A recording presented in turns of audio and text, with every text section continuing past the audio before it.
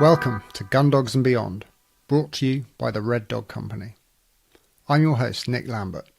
I love working my dogs, and this podcast is the perfect excuse to sit down with real experts and ask the questions I've always wanted to. My guest today is Colin Butcher, better known as the Pet Detective. Following careers in the Royal Navy, the police, and private investigation, Colin has spent more than 20 years helping owners recover missing and stolen animals. Alongside his working Cocker Spaniel Molly and her remarkable scenting abilities, he has helped recover hundreds of pets. I hope you enjoy Colin's story and that his practical advice on prevention and recovery leaves you a little better prepared. Great, Colin. Well, thank you very much for doing this. Your time is much appreciated. You're very welcome. Bit of an introduction to start with. Could you maybe tell me how you became known as the Pet Detective, went from Navy to police, etc.? Yeah, okay. So I'll do a potted history. I grew up in Asia. My father was a engineering officer on the diesel submarines. So my life as a kid was very much in contact with street dogs. And the community in Singapore and Malaysia, nobody owned a dog or a cat. It was part of the community. So you have all of these animals moving around that tended to follow people that had food. My brother and I had a lot of food, so we got followed by a lot of dogs. And we used to go into the rainforest on a regular basis every single day. Typical kids don't go in the rainforest. That's where we went. And we had an understanding that we would always leave the rainforest when there were two dogs left of the pack. So we'd have about 6 or 7 dogs following us. They'd get bored, and one by one they'd drift off. We never stayed without a single dog because the dogs knew the way out. So I guess at a very young age, 6, 7 years of age, I started getting an understanding how brilliant dogs were. From Asia back to the UK, lived in the Cotswolds, so I learned all about the world of animals as a kid. My grandfather's closest friend was in charge of Cleve Common. He was doing all of the trail hunting, fox hunting. He would be a terrier man, very active in all the big shoots around that area. So again, a lot of contact with working dogs. Yeah. Because when you work on the gamekeeper side, it's very much the dog world. You're not actually seeing the shooting side. Then I joined the Royal Navy as a diver initially, then into Sea Kings as navigation. And my first true understanding of the connection between people and dogs was when we did a cliff rescue, Coldrose SAR, search and rescue. And a guy had tumbled down a cliff face with his collie. And we winched down, and I was on the winch that day to grab him. And I'm trying to get hold of him to get him into harness, and he's passing me the dog. It's the first priority. Rescue the dog first. And I kept on pushing the dog aside because, we've got to rescue the human. Yeah. We wouldn't have it. So I came back up with the dog and passed going, where is he? He wouldn't get in the harness. Back down, rescued him. And he'd broken both his legs. The dog was fine, as is often the case. And his single concern was, is my dog okay? So this is where you start to get that depth of understanding about the connection between people and their dogs. Left the Royal Navy, worked in the police service, and for many, many years, regular contact with all the different dogs that the police used. Yeah, I've been reading in your fantastic book about all the money detection dogs and arms detection dogs and all sorts of things. That's a great thing about when I was in the police service. There was somebody had come up with a brilliant idea how dogs could help the police. Yeah. And because that partnership had been around for such a long time, the dogs and police working together, it wasn't inconceivable when someone came up with an idea, what about finding money? What about finding drugs? What about finding guns? Yeah. There was always someone, let's do it. We can do it. So I guess my real understanding of the dogs and working with dogs came from the police, fascinated by what they could do. I was a detective sergeant on a drug enforcement unit, and we relied on the search teams to find drugs for us, which would be a 12-man unit. And that would be expensive. And I see physically people doing it as opposed to dogs. So if you were wanting to hit a property for supply drugs, because we were never focusing on the users, the drugs enforcement unit was all about cutting supply. And where I was in Guildford in Surrey, the big issue was amphetamine and cocaine and some heroin. And you had to have a physical search team to do these raids, which was expensive. There's a lot of people, a lot of organization, and it meant everything slowed down. And in the world of drugs, when the dealer takes their supply of a delivery of drugs, he wants to sell those drugs as quickly as possible. So if you're dragging your heels, every day there's less drugs to seize. Mm-hmm. And the less drugs that you do seize, then the less likelihood that person's going to get a long prison sentence. You're not breaking supply. So when we did get search dogs, they were brilliant. But again, it wouldn't be unusual for a police officer to turn out and 2 dogs and say, right, we need a cocaine dog. He said, well, I've got a gun dog and I've got a cannabis dog, but I have a cocaine dog. You go, what the hell? So I saw that there was a need for a multi-skilled dog, but the way the police had trained dogs for many, many years, that was not an option. You would not have a dog that would do everything. And they didn't entertain that. And it just used to frustrate the hell out of me, because when we had a brilliant dog, of which there were some brilliant dogs in Surrey Police, you would find the drugs within like 10 minutes. You would find drugs that a 12-unit search team had missed. So the cost saving of having a brilliant dog, to me, was a no-brainer. Let's go for it. But because things have been done that way for many, many decades, that was the way they wanted to move forward. So I always remembered that when I left the police and set up a private eye business, I always had this idea in my head: I'm going to train scent dogs with the help of experts to do amazing things. Is that still the case with the police now, that they've got dogs that are firearms, they've got dogs that are SIM cards? Are they? Yes. Okay. It's changing, but it's changing very, very slowly. And I think one of the reasons it's changing is because if you've got 7 dogs, each with a different skill, then you've got essentially 7 police dog handlers. Yeah. If you've got 1 dog with 7 skills, 1 handler, fewer dog handlers. So the unit, the dog management unit, shrinks in size. Yeah. So the people that have always wanted to be police dog handlers don't want that unit to shrink in size. So there's a certain mentality behind it that restricts moving forward. Yeah. And there's also, I discovered by my own experience, a lack of understanding of what dogs can do. Yeah. An underestimation. That's it. An underestimation of their scenting ability. And in your ideal world, when the dog that had multi-skills came into a search, would you want it only to be looking for one thing, or would you be quite happy if you were looking for drugs for it to go, well, hang on, there's a load of money here and there's a gun in the loft? No, if I'm looking for drugs, and this is one of the problems in the police service, if you get a warrant to search for Class A drugs, that's what you should be searching for. If you happen across things when you're there, you can seize them. But if you're going in on a fishing trip looking for guns, money, and drugs, and you take a search dog with you that can do that, you could effectively undermine your case when it goes to court, because the defense could say, well, you went in at the outset looking for guns and money. That's why you took a guns, money, drugs dog with you. Right. Okay. So you want it focused on whatever it needs so to be you didn't for. undermine your own case. But that isn't to say that a dog that could find cannabis, heroin, or cocaine wouldn't have been really useful, because in the world of drugs, the person that sells you the cannabis wants you to buy amphetamine or cocaine because there's more money in it. Yeah. It's salesmanship at the end of the day. Yeah. Upselling. Yeah. Cannabis is free, the heroin is not. Because I know you're coming back for the heroin. That's the brutal world of drugs. Yeah. Get the user addicted, and then you've got a customer for life. Was drugs your final role before you left? No, when I got promoted from detective sergeant to detective inspector, I always wanted to be Detective Inspector Colin Butcher, New Scotland. That was my dream. Don't know why. Back then it seemed really like the pinnacle of a police career.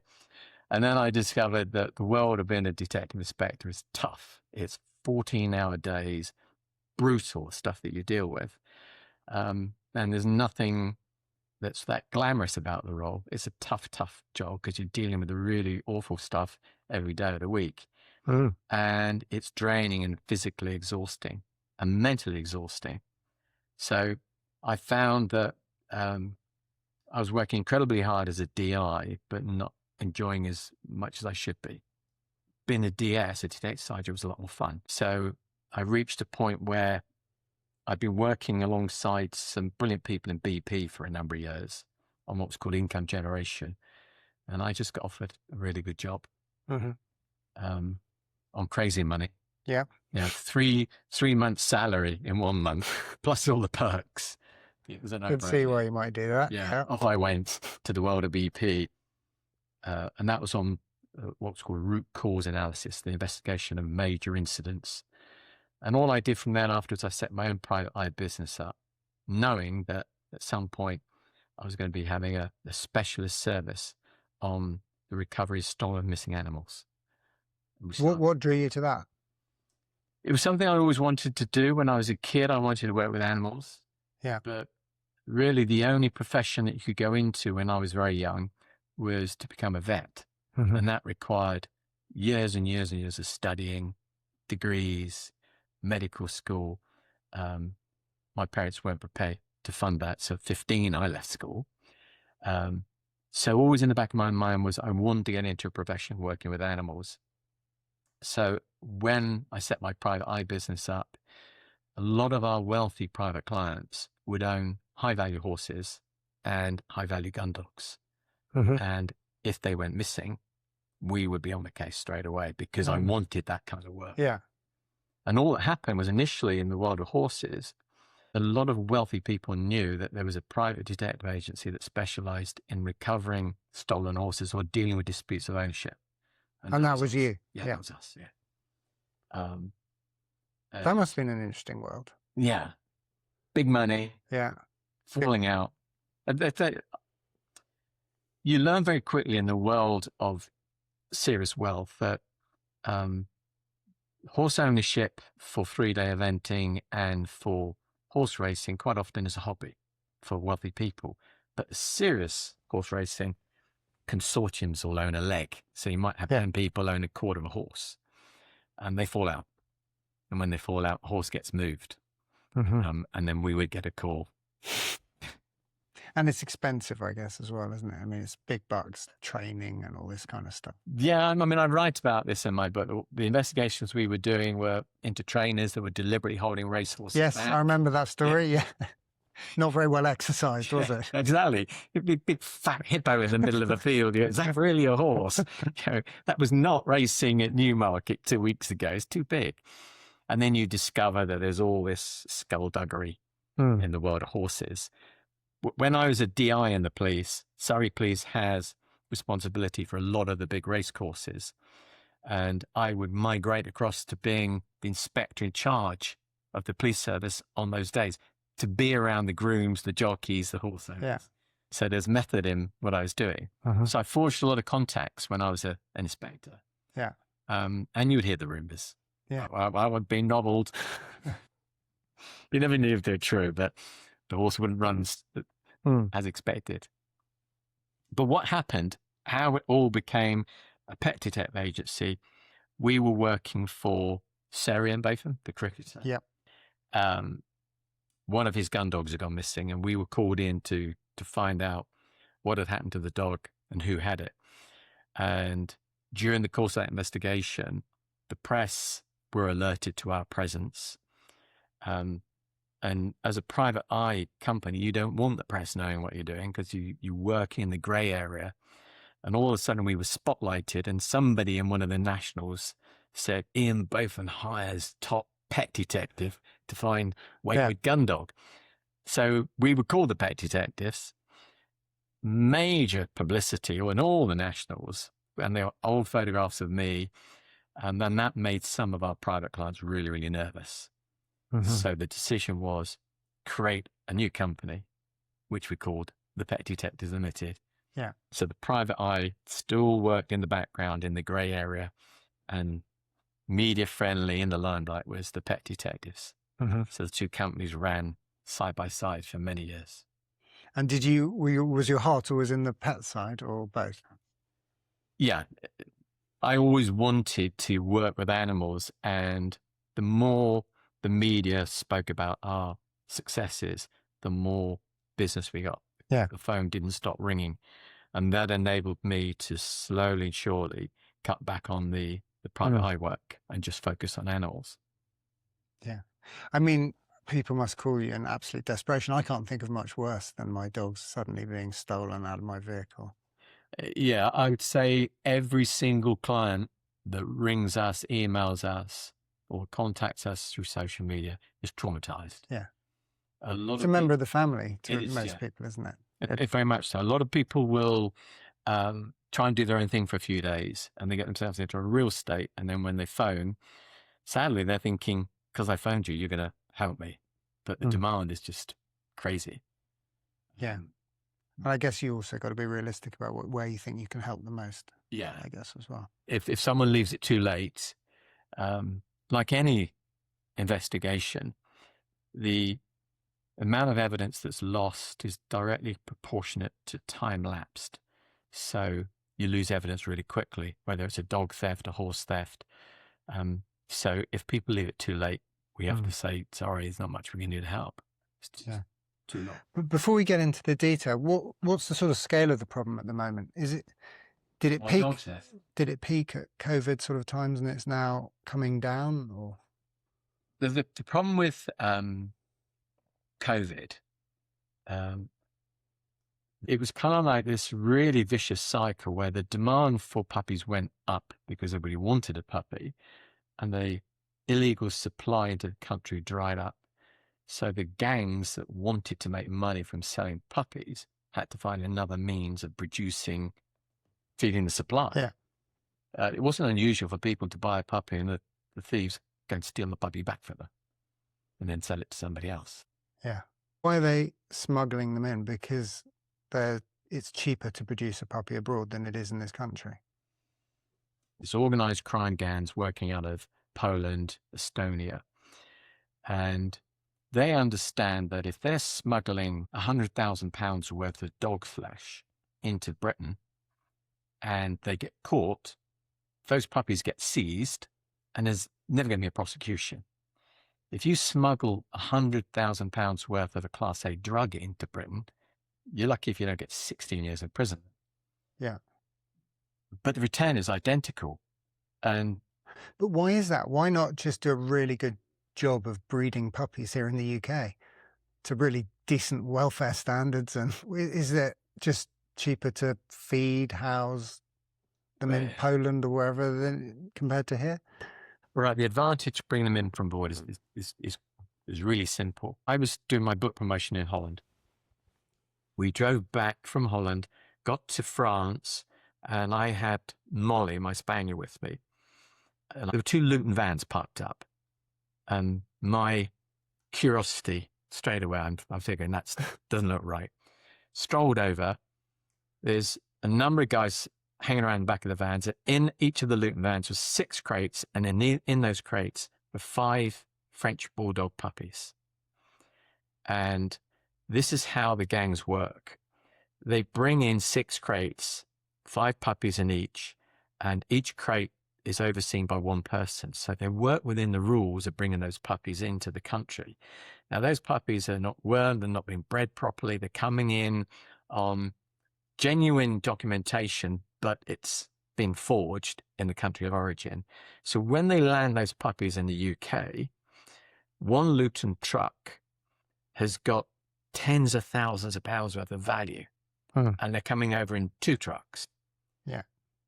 If they're doing that every single day, you can see the money that's involved.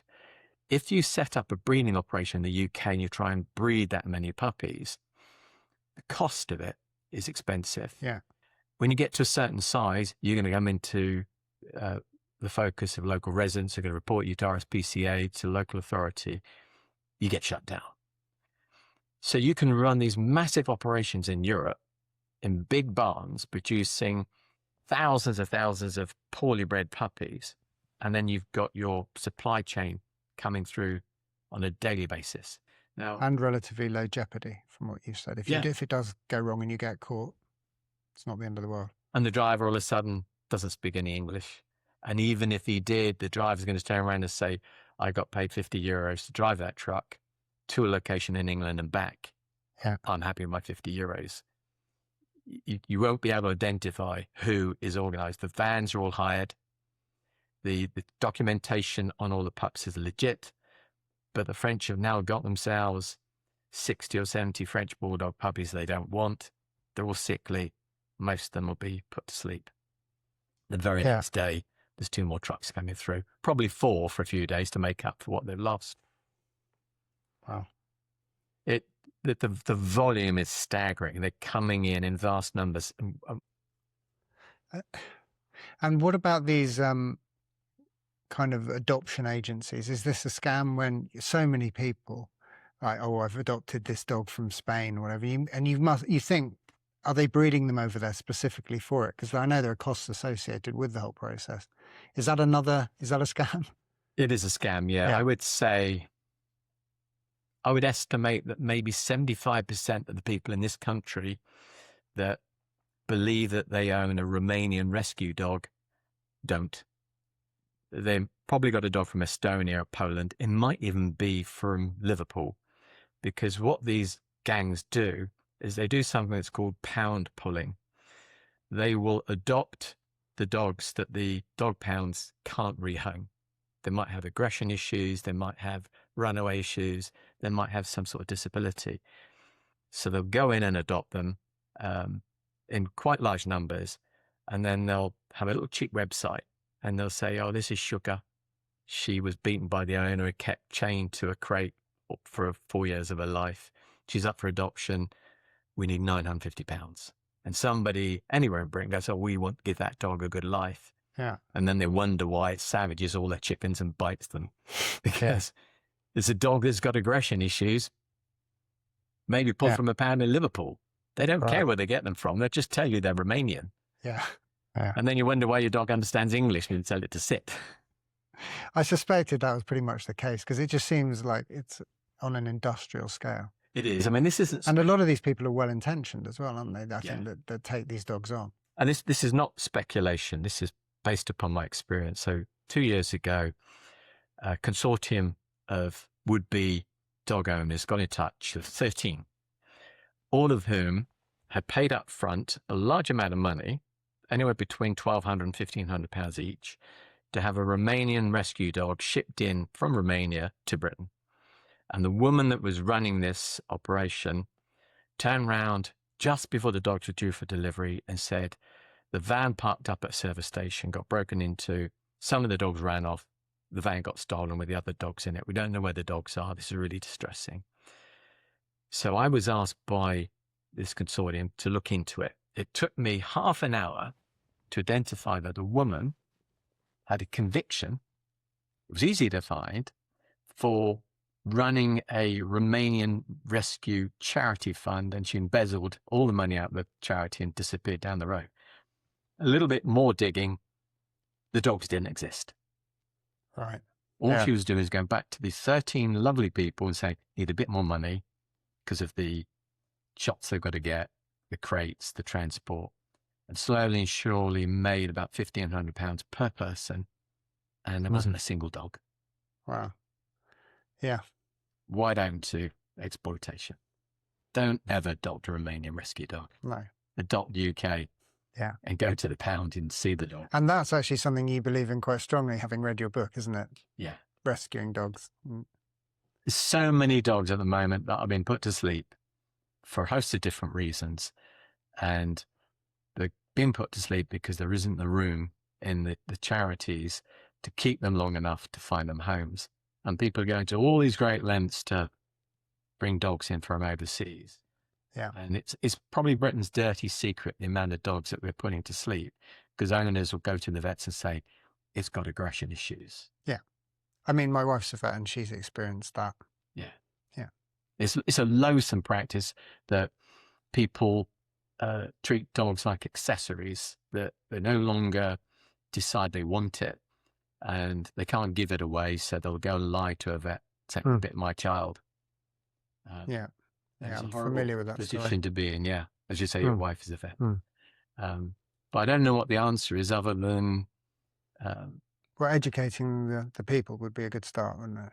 I think that is probably the correct route, education, because we don't need any more legislation. It doesn't get implemented anyway. So people understanding the risks associated with adopting overseas. There's so many dogs in this country who need homes. Yeah. And just about every single dog breed there will be a well-meaning organization in Britain trying to rehome a dog that, for one reason or another, needs it. Does all of that mean that the actual theft of dogs has calmed down, dropped off? So this problem we have at the moment is the real numbers are not getting recorded on dog theft. Right. My phone and the emails are coming through showing that there's an upward trend in dog theft around the country because more and more people are contacting us. A lot of the people say to us, the police haven't crimed it because we cannot prove it's a theft. Yeah. So yeah, we've got an uptick at the moment. So if I'm a breeder of really nice Labradors, let's say, they would much prefer to snatch them whilst I was exercising them as opposed to breaking the kennels. No, it works. There are 4 categories of dog thieves. The worst that any dog owner or dog breeder could ever face is the specialist dog thieves. These characters know where kennels are. They know the vulnerability of kennels. Chances are someone's worked the land where your kennels are. That's how they've got the information. And what do you mean by that? Someone's worked the land. Someone has been employed in some capacity within that environment. It's the connection between the rural communities and who works the land and how information is gathered, because everybody knows these days that information is power. It's all about data. So in order to sell good quality puppies, you need a website. You need to have a reputation as being a good quality breeder. So what the criminal gangs do is they will have someone that moves through the system as a potential puppy buyer. They may even purchase a puppy. And when they go to collect it, they have a good look at the setup and they understand the security. They want all of your pups. So they're prepared to do the investment of buying one. So they get the knowledge firsthand. Or it might well be that a commercial operation has a kennel maid.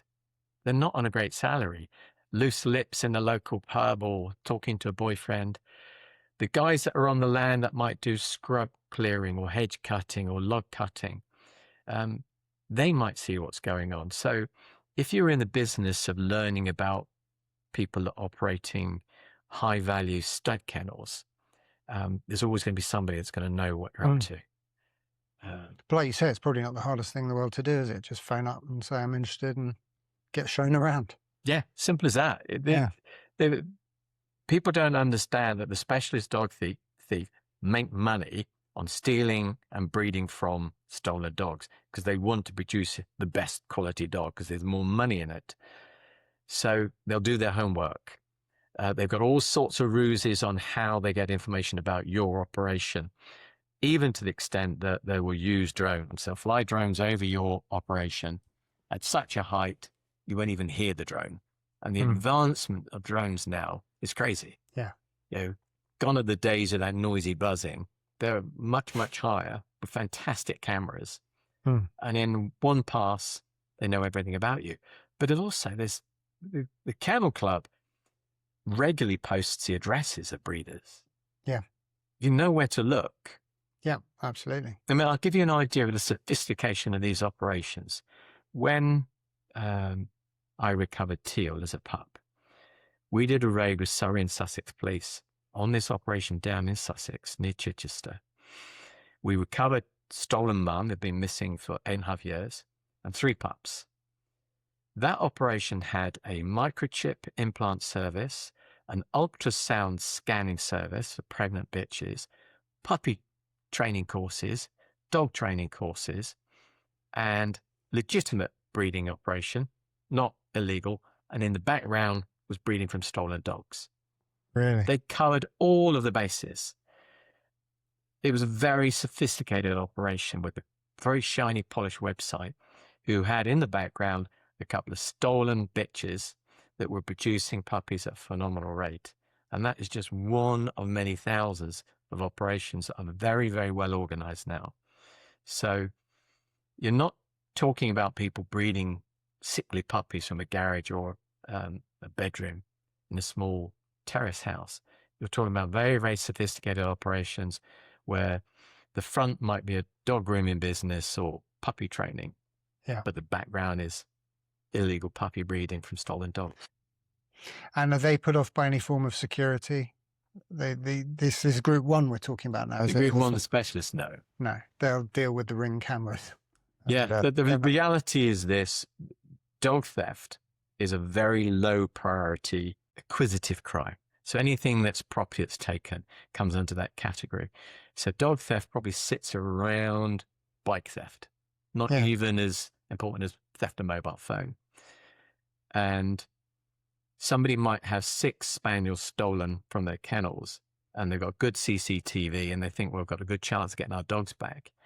That crime will be allocated maybe to a PCSO, community support officer, or a relatively new regular officer who's a little bit out of their depth, who doesn't have the time to apply to the crime, that may never actually view the CCTV. And even if they did, if the offence took place at night or the thieves have gone to lengths to conceal their identity, the CCTV is of no value anyway.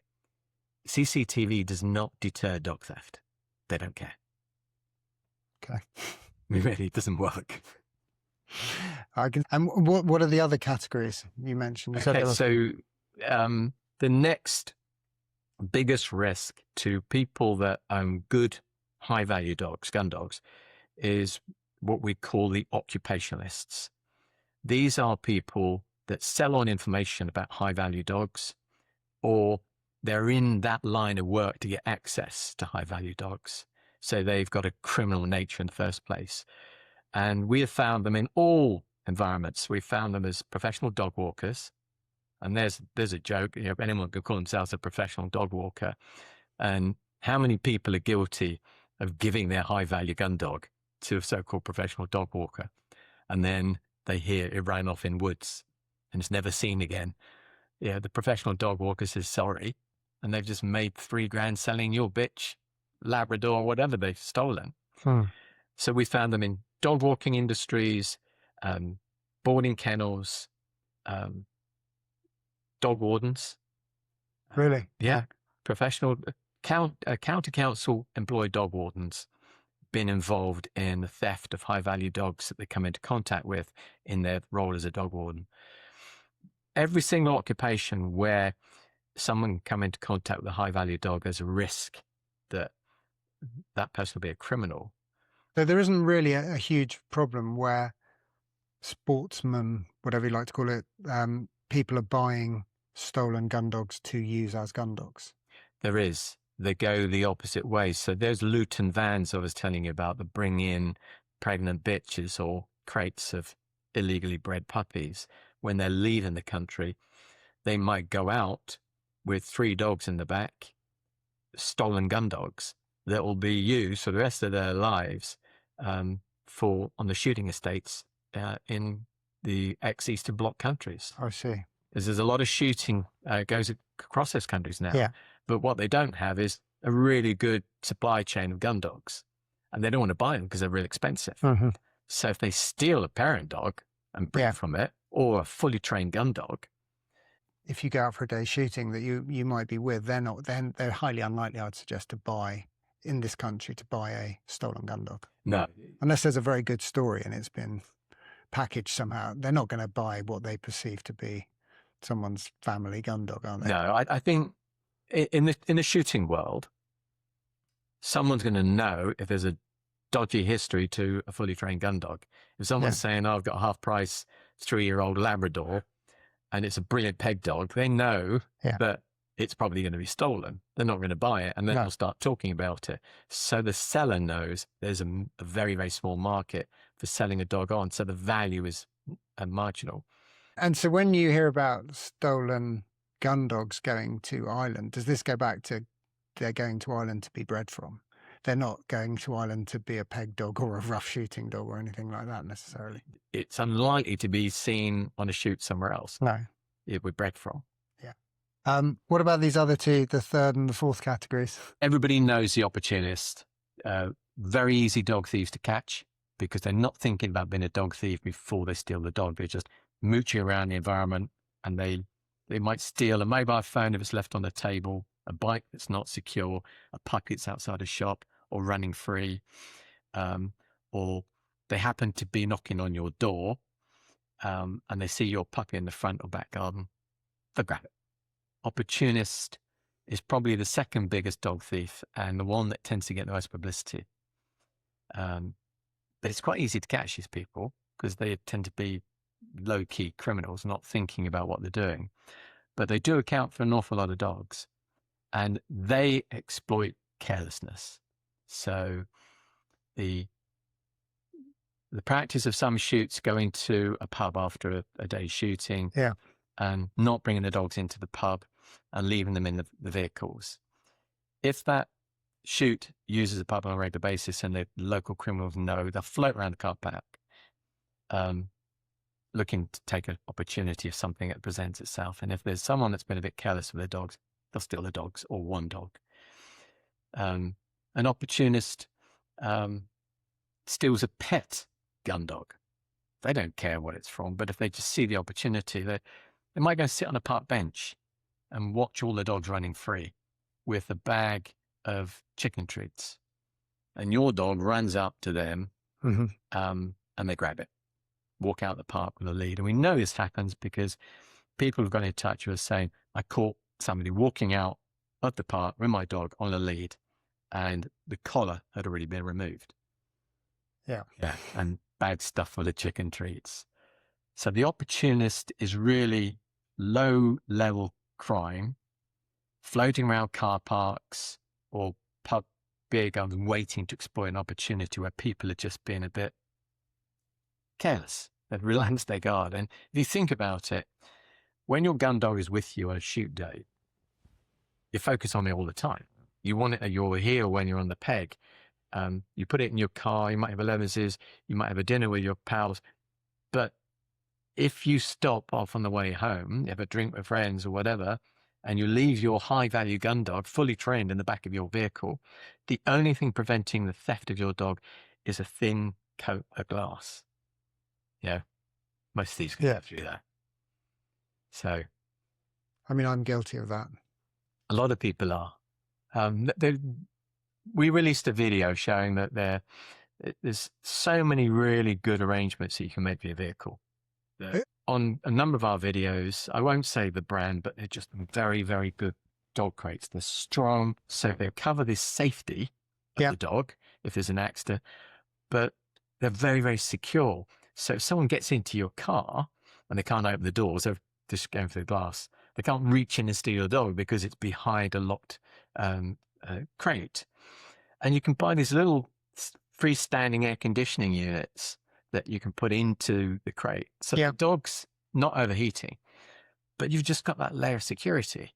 And the thing about the mentality of a low-key criminal is what's called displacement.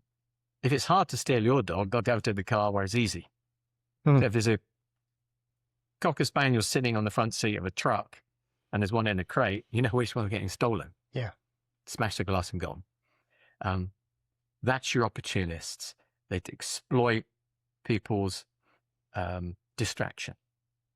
And then the final category is, we call them the Crazies list because they do crazy things. This is the jilted individual or the guy that's been told you're not very good at your job, you're getting sacked, or end of a relationship. And out of spite, they will steal something that they know is of value to the other person. So if someone's got 3 or 4 highly trained dogs that they pick up with and they're in a relationship and that relationship ends, they know that they can destroy that person's income, their livelihood, and hurt them by stealing all the dogs. So people that do crazy things with high value dogs, quite often it's a vengeful act, an act of spite. We've dealt with employees that have been sacked on large estates that go back and steal a couple of gun dogs, claiming that they've got a right to do it. Like drain them, they're mine. Spite, people fall out, do it. Yeah. But I guess with the Crazies, the customer often probably has a fair idea who might be responsible. Yeah. It's not like you're searching the whole world. It's no, when we take on a stolen dog investigation, the very first thing that we do is what category of dog thief are we dealing with? Yeah. And then we have a strategy for that dog thief. And that's how we are successful, because we're not doing this kind of like scattergun approach. Who stole that dog? It's okay. We can see this as a professional hit. We're dealing with specialists. Yeah. An opportunist. Every single dog theft we've ever dealt with, where it's an opportunist dog thief, we've got it back. Brilliant. Very easy. They're really easy to catch. It sounds like they're the one I might be quite likely to encounter. If you have a credible sighting of your free-running dog within 24 hours, chances are someone's already picked it up. And they've seen all of the social media saying, if anybody, one of the worst things you can do if you own a Saluki or a Whippet is to start advertising it for running around the woods, because there are two breeds of dogs that a certain community love. Yeah. And they'll be in there in their dozens, and they're good dog handlers, and they know how to get free running dogs back, because that's what they do on a regular basis when their dogs run off. Yeah. They have a good understanding of dog behavior. I mean, you kind of touched on it, but there's a perception, certainly in the rural community, that the travelling community are responsible for a significant portion of dog theft. Is that backed up by your... That's it. The traveller community, I've lost count in the amount of dogs that we've got back from the traveller community. Either they've been on a site that we've gone on to and they just say, it ran on here the other day, or we work with police and go on and get it back, or we go and get them ourselves. That must be a fairly intimidating exercise, isn't it? Yeah. The community is a specialist at menacing behavior, not necessarily violent, but they know how to crowd you out. So we've gone on to sites, and it's kind of like a big game. You'll see a couple of young boys running through a field, 3 dogs on leads, and you know that's the dogs you're after.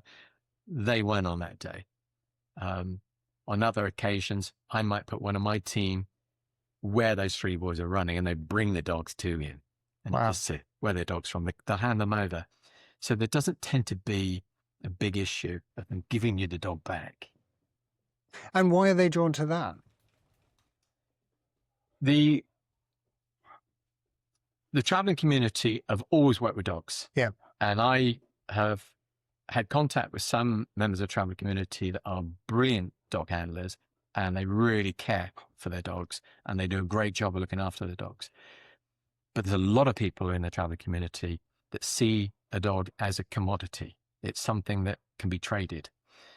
And therefore, if a dog has a value and they want to trade it, then they will. And because they are rural communities and they use dogs for hunting on a regular basis, they get a good understanding of a high value dog. So, you only have to look at hair coursing. That now gets filmed, live streamed to Malaysian betting syndicates, and they use Bitcoin. Really? Yeah, they use Bitcoin now, because when the police used to raid the hair coursing events, they would seize the dog, seize all the equipment, seize all the cash. Now So if you gamble in Bitcoin, try and seize that. Wow.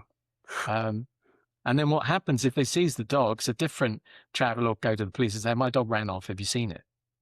It'll be one of the dogs that they've seized. Yeah. Well, that thieving bloke must have nicked it when he found it. And the dogs are going to the police hand it back. But they don't want the dogs anyway. So the traveling community know how to handle dogs. They've lived with dogs for many, many years. And what happened, going back about a decade ago, was the government legislated on the sale and purchase of scrap metal.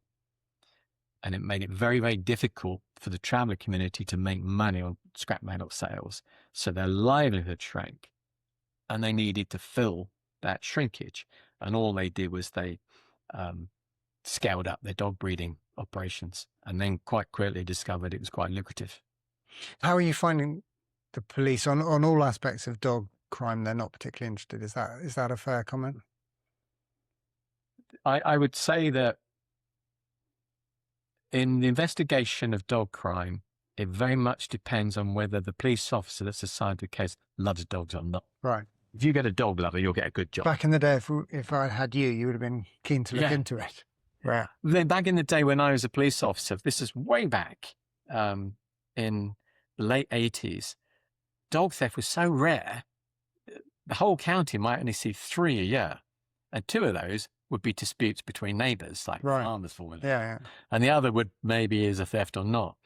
Now, not only do most police officers not understand the law, because I'm still hearing police officers advise people that it's not theft, or the dog abduction or the pet abduction legislation been in for a number of years now, and police officers shouldn't be telling owners of dogs. Is this where this fairly recent legislation where it's now viewed as a more serious crime than it was? Oh, that's just a load of... Is it? It's just baloney. Is it? Smoke and mirrors. Because I remember when there was all that campaigning on social media to get this, and that's not... No. It's just total nonsense. It was brought in by the Conservative Party. I made a note of it somewhere here. Yeah. I was going to ask you about it. Oh, it's just a total scam. It's absolute nonsense. So it was brought in... Pet Abduction Act. Yes, the Pet Abduction Act 2024. Yeah. August 24, I think it was introduced, and it was supposed to revolutionise the way that police were going to deal with dog theft. It would have all of these accurate numbers for stats. Senior officers would be able to deploy resources where they were needed. Just absolute nonsense. Firstly, the vast majority of police officers, probably 99% in Britain, don't have an inkling about the Pet Abduction Act. And I know that's the case because when I'm speaking to the owners of dogs who've been advised by police officers on the Pet Abduction Act, you see that lack of understanding. Secondly, the promise that if you abduct a dog and you're caught, you get 5 years imprisonment is a false promise, because the punishment for any given crime is decided by the sentencing committee. And this is a quango that decide what a judge or a magistrate can give as a punishment. Nobody will ever get sent to prison for abducting a dog for 5 years. They won't even get sent to prison for 6 months suspended, because the vast majority of pet abductions will be dealt in the lower courts, magistrates' courts, and the magistrates are restricted to what they can punish anyway. They can only give 6 months per offence, and that is an extreme punishment. So in 20 years that I've been dealing with dog theft, there's only been one occasion where I've dealt with someone who went to prison. That's depressing. And she didn't go to prison for dog theft in the end. What happened was she stole a dog in Watford, and for some crazy reason, she decided to elect for a Crown Court trial, which is, you're right, I want trial by jury.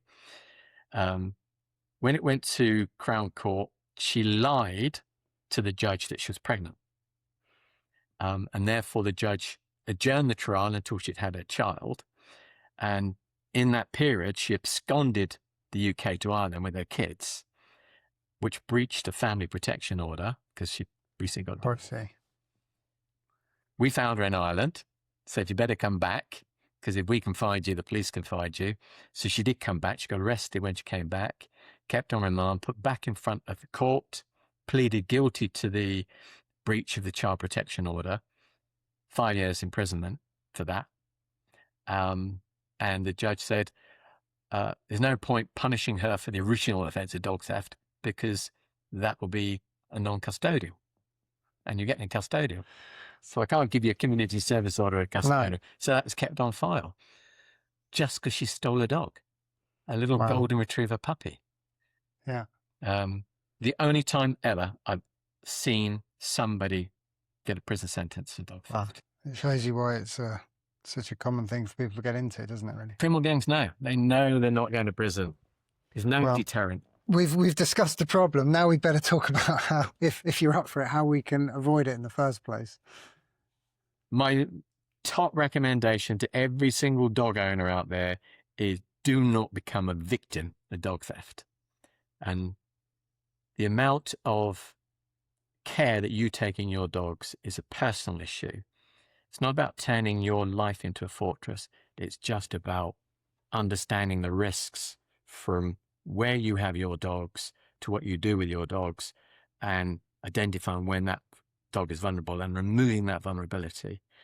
And it's a different case for a pet owner to it is someone that works with dogs professionally. The more your livelihood or your enjoyment surrounds your dog, then the more you need to do to prevent a theft. And that isn't about CCTV. It's about understanding where you're vulnerable. And there's a golden rule that we always apply, which is an unsupervised dog is a vulnerable dog. That's when they get stolen, when they're in front or back gardens, left in cars, in kennels. They're unsupervised. That's when they're vulnerable.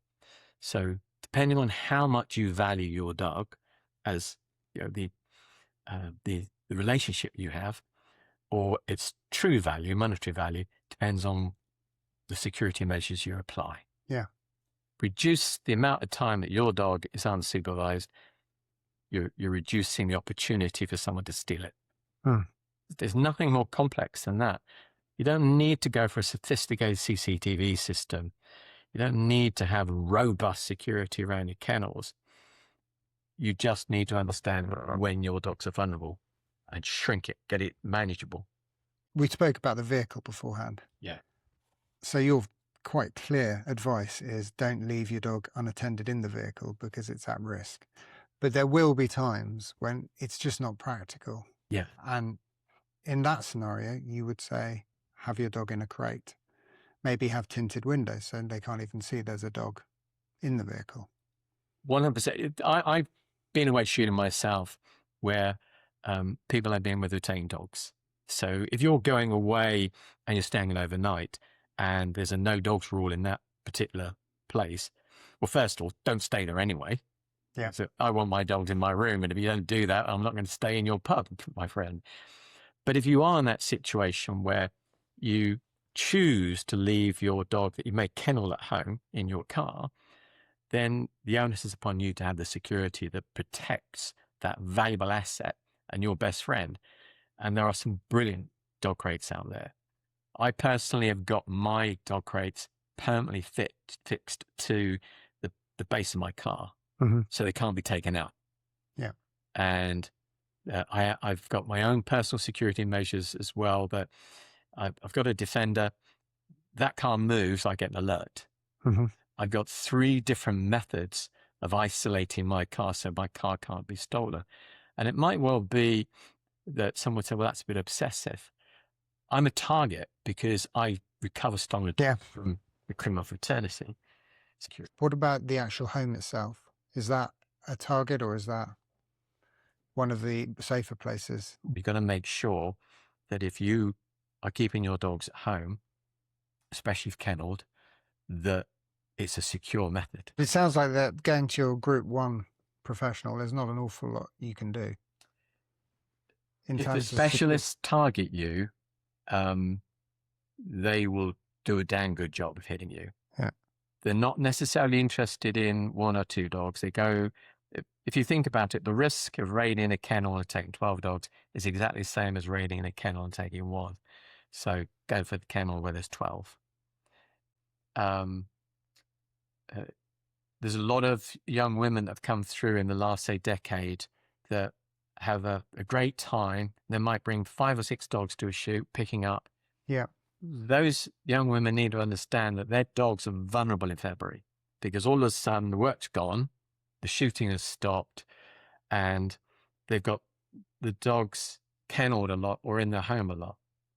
The criminals know where those dogs are. That's when you need to be super vigilant. That's when you've got to not let your guard down and be just smarter on how you do your own home security. If you live in a rural area and you kennel your dogs, you are going to be high up the target list, because it's easier to steal your dogs than if you're in a more suburban area. And they're in the home. My personal preference is my dogs live in my home, and that will always be the case. I've got 2. If I had 6, they'd live in the home.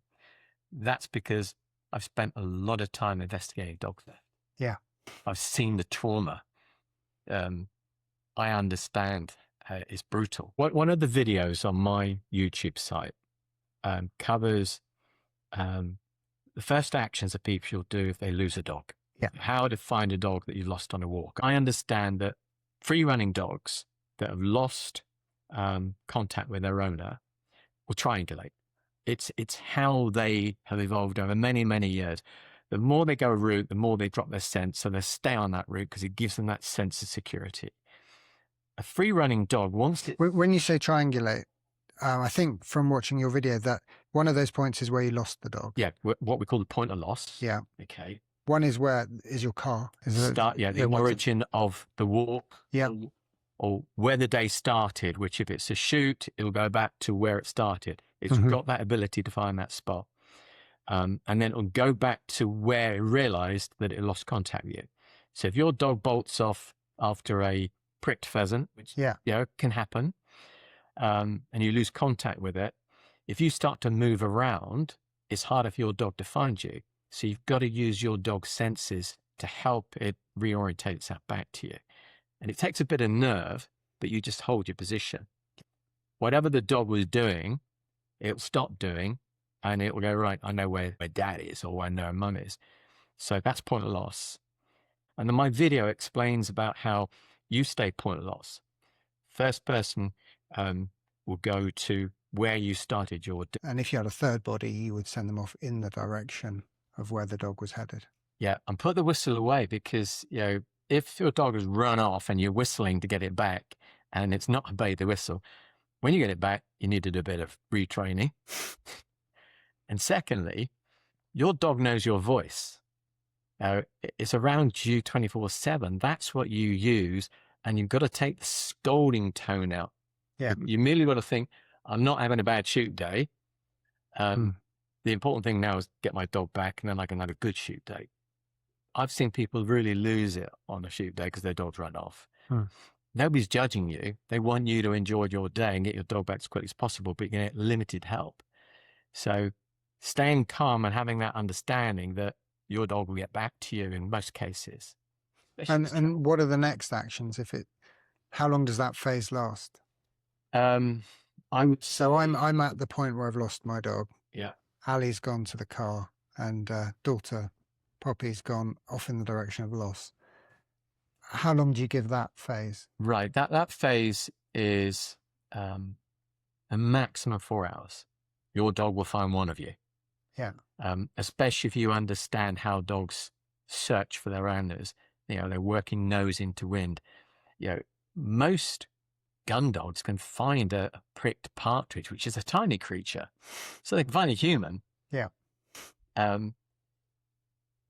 If you get to the point at which where there's not a single sighting, despite what you've done, then you now have to understand that one or two things has happened. Your dog's got caught up somehow, which is not difficult. They can get snared in discarded barbed wire or deep bramble, or your dog's just gone to ground because it's terrified and is exhausted. So the phase 2 is you now bring your search in initially, and you're talking to each other on your mobile phones rather than calling the dog because your voice carries a long way. Your dog will hear you and move towards the nearest person. But if you're shouting the dog and you're getting a bit wound up, your dog's going to think, oh, I'm in trouble. Yeah. When mum loses it, I get 4 hours solitary confinement. Yeah. Another tip for people, never ever tell a dog off if it comes back to you after you. And it happens. I've seen brilliant gun dogs disappear on a shoot. And I've seen the owner fighting off the embarrassment and the fear that the dog has gotten. It happens. So once you've moved through that phase, what is the next stage? More people to the area. The golden rule on recovering a free-running dog is the more pairs of eyes that you've got looking out for that dog, the stronger the likelihood it'll be seen. So you want to bring a few people in now, that maybe someone on a high point with a pair of binoculars, covering off a couple more of the roads. Free-running dogs that you've lost contact with have a habit of finding roads or trap. So if there's a particular point of danger, you almost would send people there to try and prevent the dog from Yeah. crossing the A road or whatever it might be. And you don't need to be getting it out to the general public via social media that you've got a lost dog. By all means, speak to people if they're out and about.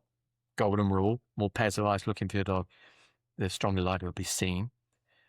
But it's also, it takes seconds to get a picture of your dog, put your mobile phone number on that picture. So every single person you're meeting saying, that's my dog, that's my phone number, call if you see it. Yeah. But the amount of people that will say, oh, I've lost my dog, and what is it? Oh, it's... And Well, I wouldn't have thought of that. Yeah. So you just have a picture of the dog with the number on it, and then they can take a picture with their phone of that. Takes seconds to do it. Yeah. And then, if you put two iPhones together, it'll transfer that image instantly. But they can photograph the screen. Now what you're doing is you're using the people that are using that area as kind of like patrolling sentries. Yeah. And if people are dog walking, they understand what you're going through. Mm-hmm. So they'll start to look out for your dog. And one of the big draws for a free running dog is another dog. Okay. And understanding as well that dogs have got hopeless eyesight when it comes to being able to identify their owners. So they'll just see a human. Mm-hmm. So initially their thoughts will be it's you. So they'll start moving towards you, close enough for the walker to understand it's your dog. Boom, they've looked at the image, they're calling you. I've just seen your dog on a track. Not 4 hours later, I've just seen your dog. Mm-hmm. So it's the immediacy, and it's that simple rule. The more pairs of eyes you got looking for your missing dog, the greater the likelihood of be seen. So, and then at some point you're going to lose the light, aren't you? Yeah. And I imagine it is. When... That's where you've got to be brave. You've got to understand that traipsing through the woods at night is not going to find your dog. Is it not? You wouldn't advocate someone being out there all night? No. In the hope that... Better to get yourself organised, get more people that can help, and get to bed early, get up the crack of dawn and get back out there, because your dog will be active at the crack of dawn. Most free running dogs that have lost contact with their owners will get exhausted pretty quickly, and it doesn't matter where, they just get around. They'll curl up, and it's kind of like they're hoping all the bad stuff goes away. They're not that brilliant at navigating around when it's pitch black, especially in the countryside. But one thing they will be doing is the moment there's light, they're on the move again. Would you leave an article of clothing? People say they'd like leave a coat or something like that. No. You wouldn't? No. If you're going to leave anything out at night, have one of the team and have them covering point of loss. A hot flask of tea. You might get a bit cold. If you can get your vehicle to that location, fine. Get your vehicle there, get the windows down, wrap up warm. You've got your gun gear on anyway. And if the dog's in the vicinity, it will come and find you because it knows what point of loss is if it's moving at night, which most lost dogs don't move around at night. They'll go to the ground, they'll sleep it off up at dusk, and they're on the move. So it's... I've heard stories about people crashing around in the woodland with torches, a big search party, and not finding their dog. You're putting yourself at a disadvantage. We've got long vision. Try using that in a woodland at night. Yeah. No. Your vision is your torch, and people are out there with their mobile phones using it as a torch, and then they think, "Oh, damn, run out of battery power. Now you can't take a phone call."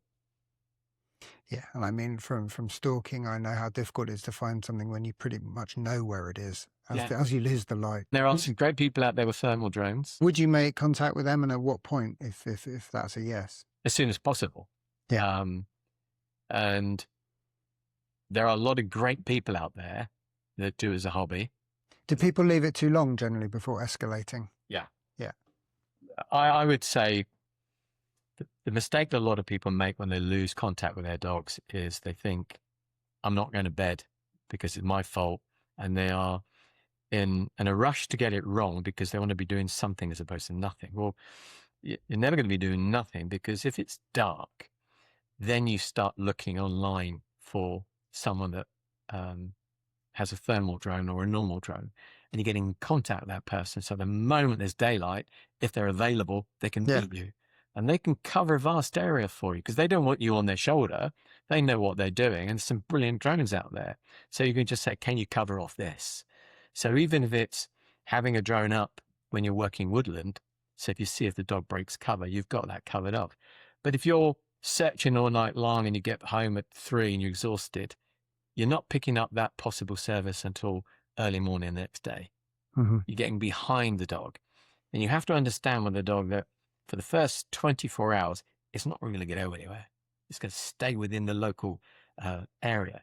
So humans are smart. We can conceptualize. We're intelligent. The missing dog's work in its instincts, understand what it's doing and how it's navigating, and the fact that the more it runs the same trail and it gets its own scent, the more secure it feels. So when you say that it's going to sort of stay in an area for at least 24 hours, I don't know, is that the triangle you spoke about? Yeah. And it's never a perfect triangle because the dog can't go through heavy undergrowth. It'll stick to the But in broad terms, that's the area you're describing. You see a triangle. The dog will work from point of loss, from the point where it realized it had lost contact with you after whatever it spooked or it was chasing, to where the day started. And it will work that as a 3-point. And sometimes it'll just do a U-turn and go back on itself. And as it goes, it pees. And as it goes, it's picking up all the scents on those trails. And it's building this memory map. Mm-hmm. Sight, scent, little bit of sound, but it's predominantly scent and sight that the dog is using. And it will stick to that route looking for you until it becomes a lost cause, or you do something stupid, like you inadvertently pull the dog out of its search area by introducing your scent all over the place, which is, this is why I don't advocate taking lots of your clothing and stuff like that into an area. The people that advise you to do that don't have an understanding of how scent works, that your dog is trying to find you. Mm-hmm. So you want that nose pointing in the direction of where you are. If you take what you're wearing and you put it somewhere you're not, you're now creating 2 profiles. You're confusing your dog. Which one does it go for? If it goes to where you've left a sweatshirt and some food, it's not interested in the food. You're not there. It's hanging around for a few seconds and it's gone looking for you. I'd be interested to talk to some people about that, because the pointer and setter people are absolute experts at losing their dogs. The dog's working on a huge scale. It could be, heading out several hundred yards each direction. And I've seen them lose their dogs on several occasions. And I think and they do understand scent, those people. I think they would say, when you leave the scene at night, leave an article of clothing out. But I'd like to know whether that's proved successful. I'll have to ask them. The vast majority of people that work with dogs, they'll have a brilliant understanding how to train dogs and how to work them on the game, but they have very limited experience of how to recover a missing dog. Yeah. And that's because they don't want it to happen. It's their greatest fear. I've done 20 years working on recovering stolen and missing dogs. I've tried every conceivable thing that doesn't work, and I don't do it anymore. Yeah. So when I say don't do it because it won't work. If you hide from your dog and watch it, it's having a grand old time for a short amount of time. Then it starts panicking when it realizes that you're not there. I've done this quite a few times with both of them, sometimes on their own. I just tested a theory. So we'll go to a big area. I double up on trackers. So as we remove the error from it, and I will deliberately lose contact with them, and we'll watch them from a distance to see what they do. You get an initial panic where they realize they've lost contact. The younger dog always looks to the older dog for, what are we going to do? The older dog will always stand its ground and think, right, problem solve. And if you've got a good dog, then not only is it a good scenting dog, it's a problem solver. And so as the dog starts to think the situation is through, it will go, okay, my owner was that way. It's going to hunt you now, the same way we're hunting a deer or a game bird. if you start moving around or putting in a confusing scent picture, you're actually making it harder for your dog to do the right thing. Best case scenario if you lose contact with your dog is not panic. Understand that 80% of the time your dog's coming back to you. It's got a superior scent of smell to you, and it pretty much knows where you were because it ran that way. If you start screaming at your dog because you're losing it, the dog's thinking, I'm not going back because I can get that telling off in 2 hours rather than 5 minutes. I'll delay it. Makes sense. Yeah, I don't want that telling off, especially if you're a little bit rough handling with your dog. They're thinking, I'm going to get told off, I'm going to put in the car, I don't want that, and I'm going to get knocked around a little bit. Yeah. So that happened last time. I'll stretch it out a bit. Stop blowing your whistle. Stop screaming. And just start thinking, okay, that dog has got a brilliant nose on it. How do I get him or her back to me? I'm fairly comfortable. I know what you're proposing, the best what to do now if you lose the dog 48 hours later. So you've got the second day of searching there, effectively. So day two's now passed and it's getting dark, and that's starting to get very depressing now. Yeah. In the vast majority of cases, if you got into the 48-hour mark and you've not recovered your dog, it's one of two things. Firstly, you've got it wrong to start with, which is usually because people have gone into panic mode and they want to be doing something as opposed to nothing.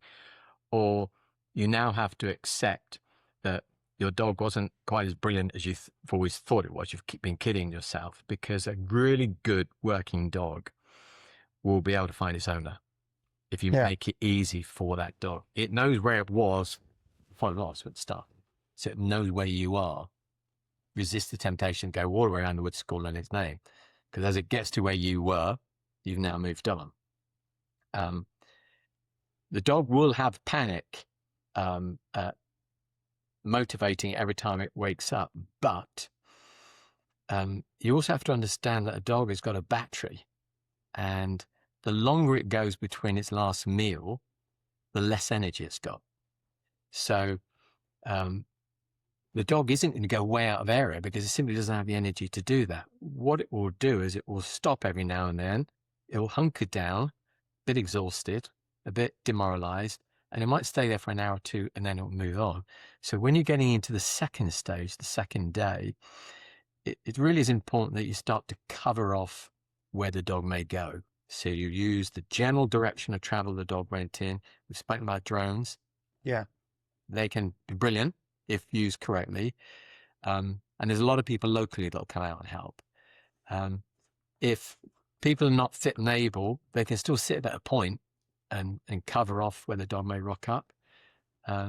My advice would be, if you've got the resources available, always have somebody sitting in a car at the point where the walk started. I'm assuming a walk rather than a shoot. Someone covering the point of loss, and then good communication and getting people ahead of where the dog may go.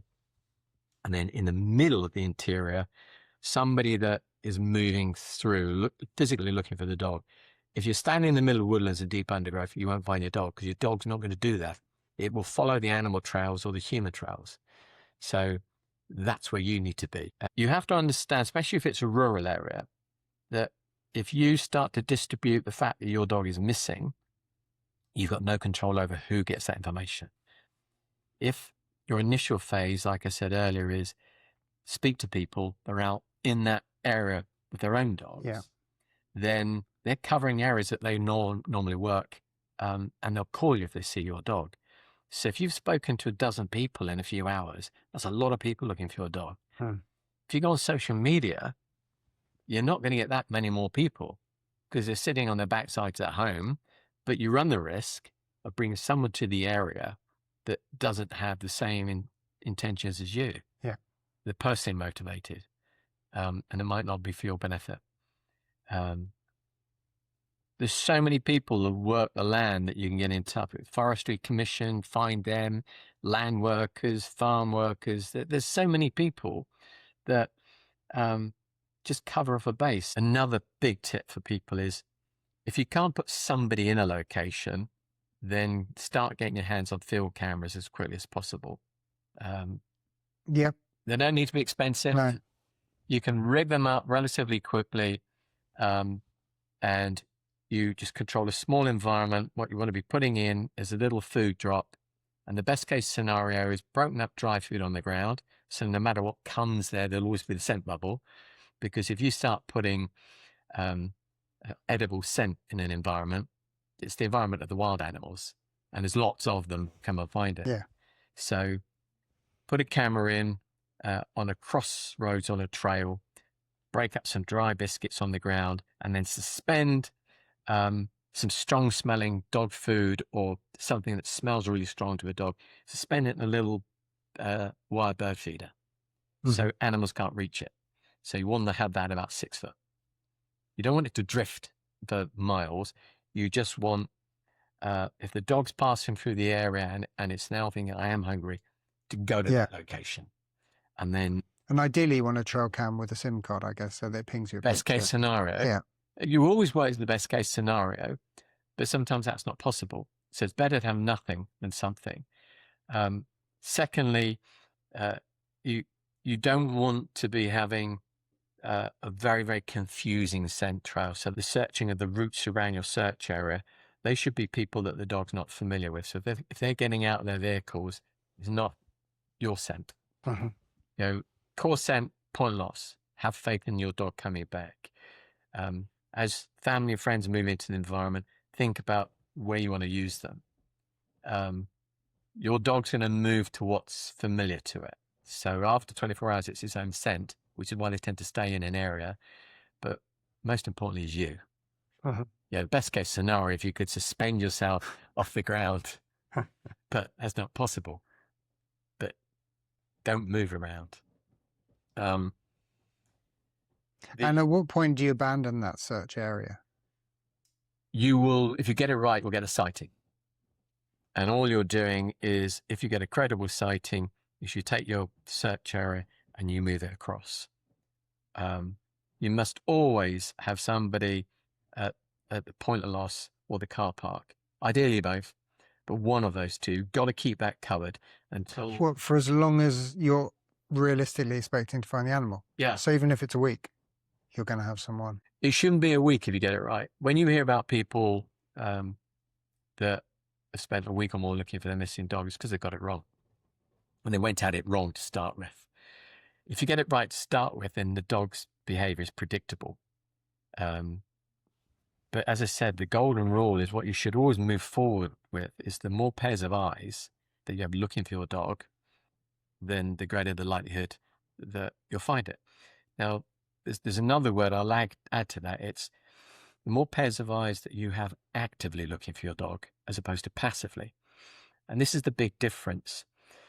Some people lose contact with the dog. They might not have the resources to saturate an area with people. And they start looking at the numbers of people on a Facebook page or an Instagram page. Think, oh, there's 2,000 people have liked my page. But they are not actively looking for your dog. So somebody who's actively looking is somebody who will say, I know this area really well. I'll take my dog home and I'll come back and help out. So you want that person's telephone number so you can say, will you go to this location for me? So you've got a resource that's deployed, actively looking. If you've got 100 people on your Facebook page that have, I hope you get dog back and ticked it and liked it, they're not actively looking, they're passive, they're sitting on the butt somewhere. That isn't going to get your dog back. Social media doesn't find missing and stolen dogs. It's a tool that you utilize. And the owner of the dog shouldn't be doing social media. That should be run by somebody anywhere that could be sitting at home. Yeah. Yeah. That can all happen behind the scenes. Don't get bogged down by you've got to do it yourself. There are so many apps now that make it easy for you. But just having a really good photograph of your dog, ideally side on and standing up so someone can see the coat pattern and size, with your telephone number on that image, ready to go if you ever need it. Yeah. How many people have got hundreds of photographs of their dog on their phone, but not a single photograph that's got a mobile phone number on it? It takes seconds. And how many people think, well, I've got to get a poster made up and it's going to be a brilliant poster. A mobile phone's a virtual poster. And if someone goes out of their home, and a lot of people go to the loo with their mobile phone. Yeah. Well, that's where you want your poster, on people's mobile phone. So if they see your dog, they look at the picture, oh, it's a missing dog. They touch the telephone number and they're phoning you. You get that immediacy. But a poster on a tree, someone goes, oh, look, there's a little dog gone missing. And they walk 300 meters and think, oh, there's that missing dog. Now they've got to go 300 meters to phone you. Say, I just saw your dog half an hour ago on a track. You want that immediacy. That's what gets your dog back, because you're working to get a credible sighting and then you move your resources in. Until then, think big. And this comes from my days when I used to be a detective inspector in the police. An outer cordon can never be too big. So let's just take a classic case of someone has been attacked and badly beaten up in a park. If you just put a little cordon around where the attack is, you're not getting all your evidence. So when I used to train people to do homicide investigations, I would say, always think big on your outer cordon. You can always bring it in, and you can contain your evidence. But if it's too small, you're losing it. So if you've just lost sight of your dog in the last 30 minutes, your outer cordon should be effectively the woodland that it went into. Cover the points where it might leave, and then you've got it contained in the woodland. Then you can bring it in small if needs be. The inner cordon, the point is your point of loss. That's your center. Yeah. But if you're not thinking big enough, the dog could break out and you not realize it's broken out. And by that, what I mean is if you're looking for your dog and you meet somebody who is a farm worker, and we had this recently, but it was a cat. I got chatting to a guy.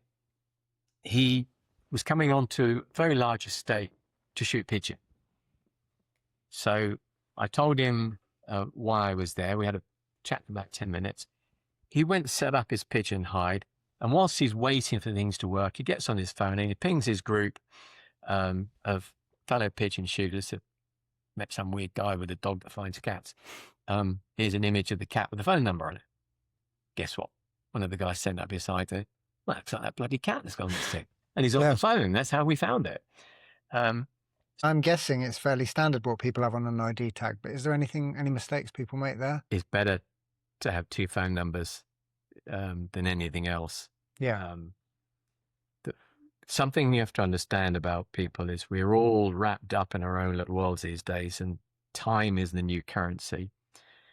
If they see your dog, they'll call you. If you don't answer, they're not likely to call again. And if they do, oh, I saw your dog 4 hours ago, isn't much use. Some people say, don't put the name on there because the thief knows your dog's name. Yeah. Yeah. Yeah. It doesn't matter. If the person that's found your dog is dishonest, they're never going to phone you anyway. No. So what you put on the disc is your decision. At the end of the day, the most important thing is the contact number that you answer. Now, here's the thing on mobile phones that people don't do that they should do. If you've lost contact with your dog and you start to hand a mobile phone number out to people, stop, record a voicemail message. Hi, my name's Marvin Smith. If you're phoning about my working Cocker Spaniel that's gone missing, I'm in Woodland. I can't take your call. Please leave me a message with your contact number. I'll get back to you as the moment I can. So if someone's called you and they can't get hold of you, they know the right number and that you are not answering the call because that's you. If it's, hi, you're through to Roger Smith of PVC Windows and Co. I'm not available to take your call right now, but leave me a message. The person thinks, well, is that the dog owner? Did I number wrong? And they think, well, I'll call back. And they might not call back. You've got to change that voicemail immediately. Yeah. Hi. If you're calling about my dog and I'm not picking up, I'm either on another call or at a phone range. I'll call you back immediately. Leave your telephone number, please. And it would help also if you can tell me exactly where you're seeing my dog. Now, not a lot of people use it, but the best point of reference for finding an exact point is what 3 words? Yeah. Emergency services use it. Even people that don't use it, if you tell them how to load the app on their phone, especially when you get people to help you, being able to say to somebody, this is exactly the last position where I saw a missing dog helps enormously. Yeah. Because if you trust the person that's helping you look and they know where the dog was, credit people with initiative. If they know the local area, they'll think, oh, I think I know where that dog will go. Let them be a hero. Yeah. Let them find your dog for you, because you're not going to go, oh, well, I suppose you want all credit. You won't say that and you won't think it. No.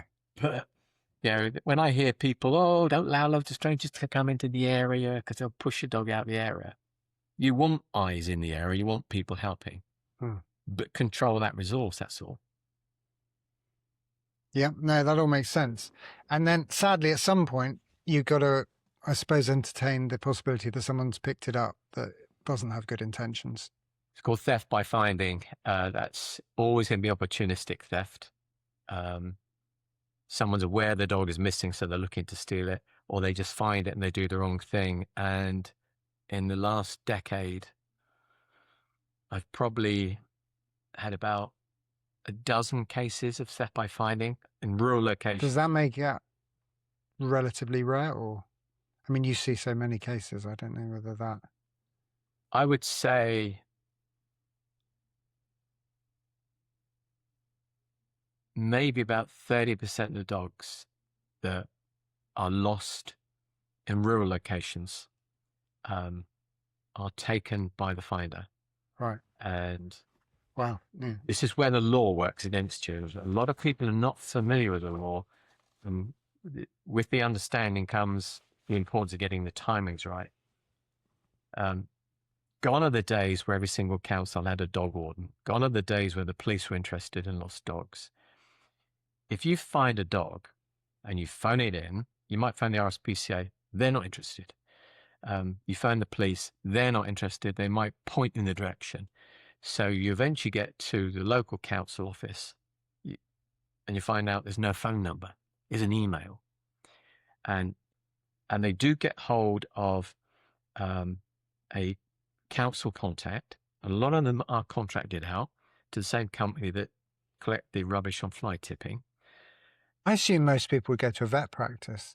They don't. Where they then scan it and happy days. And that's because a lot of people, if they ever find in this awful position where their dog's gone missing, assume that the person that's found the dog has English as a first language and understands the English law.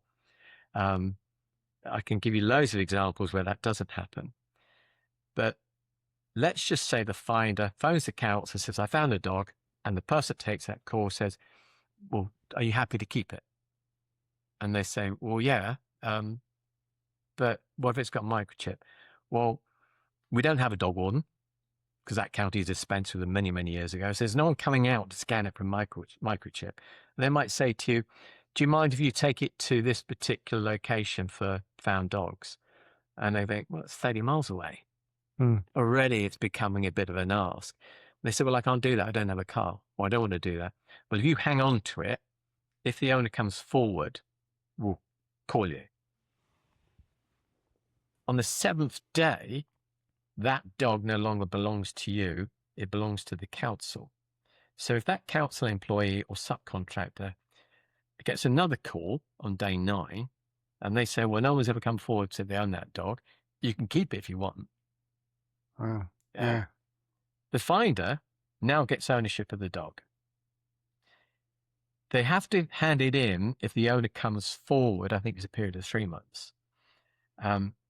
But if the dog is surrendered to the council, if they do send a contractor around and they pick up that found dog, say on day 3, and that dog gets taken to wherever the council is hiring a pen off a boarding kennel, the clock now starts to tick.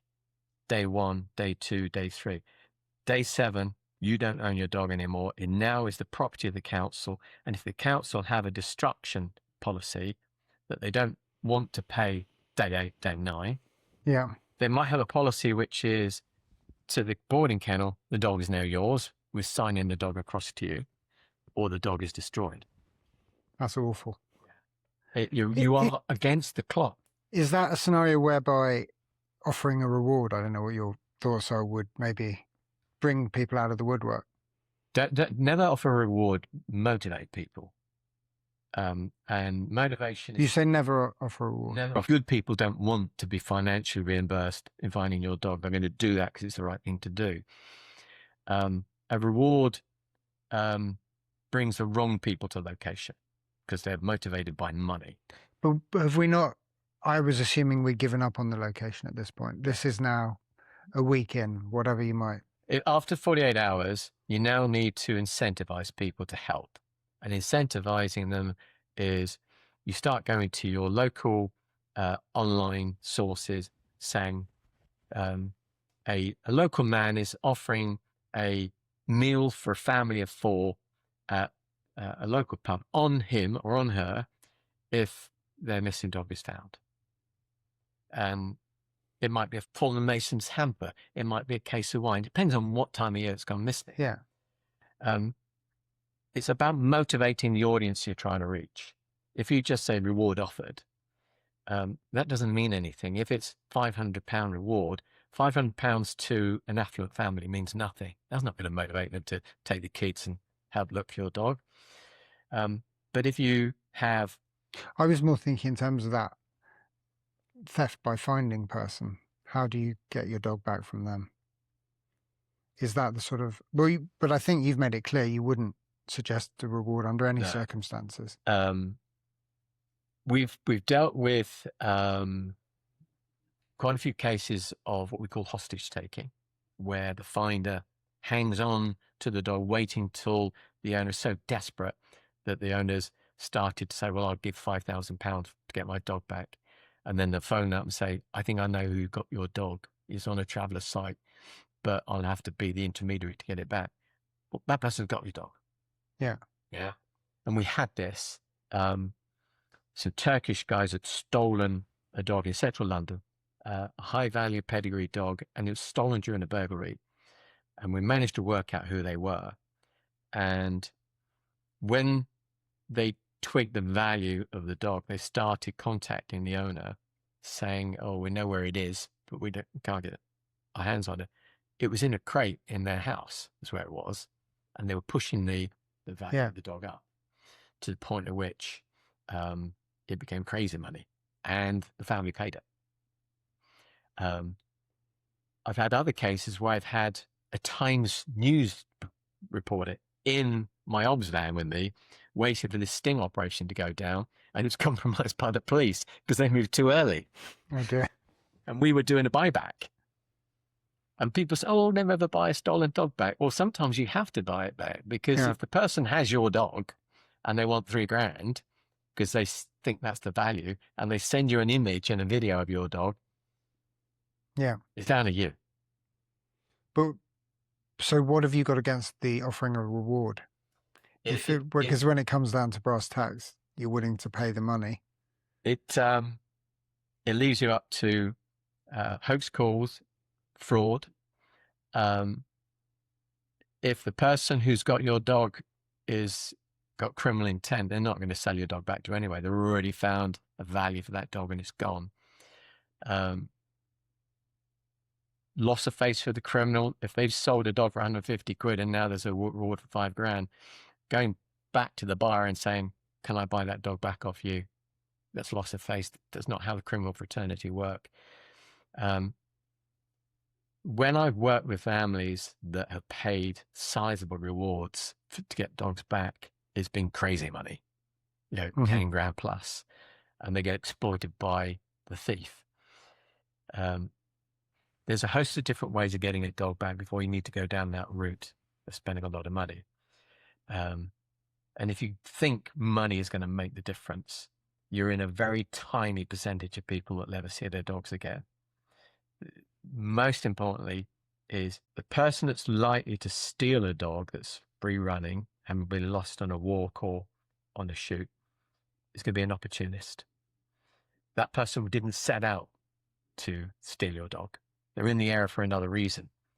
If you do your job properly when you're looking for your dog, chances are you're going to find out who they are. they would have been seen by somebody else.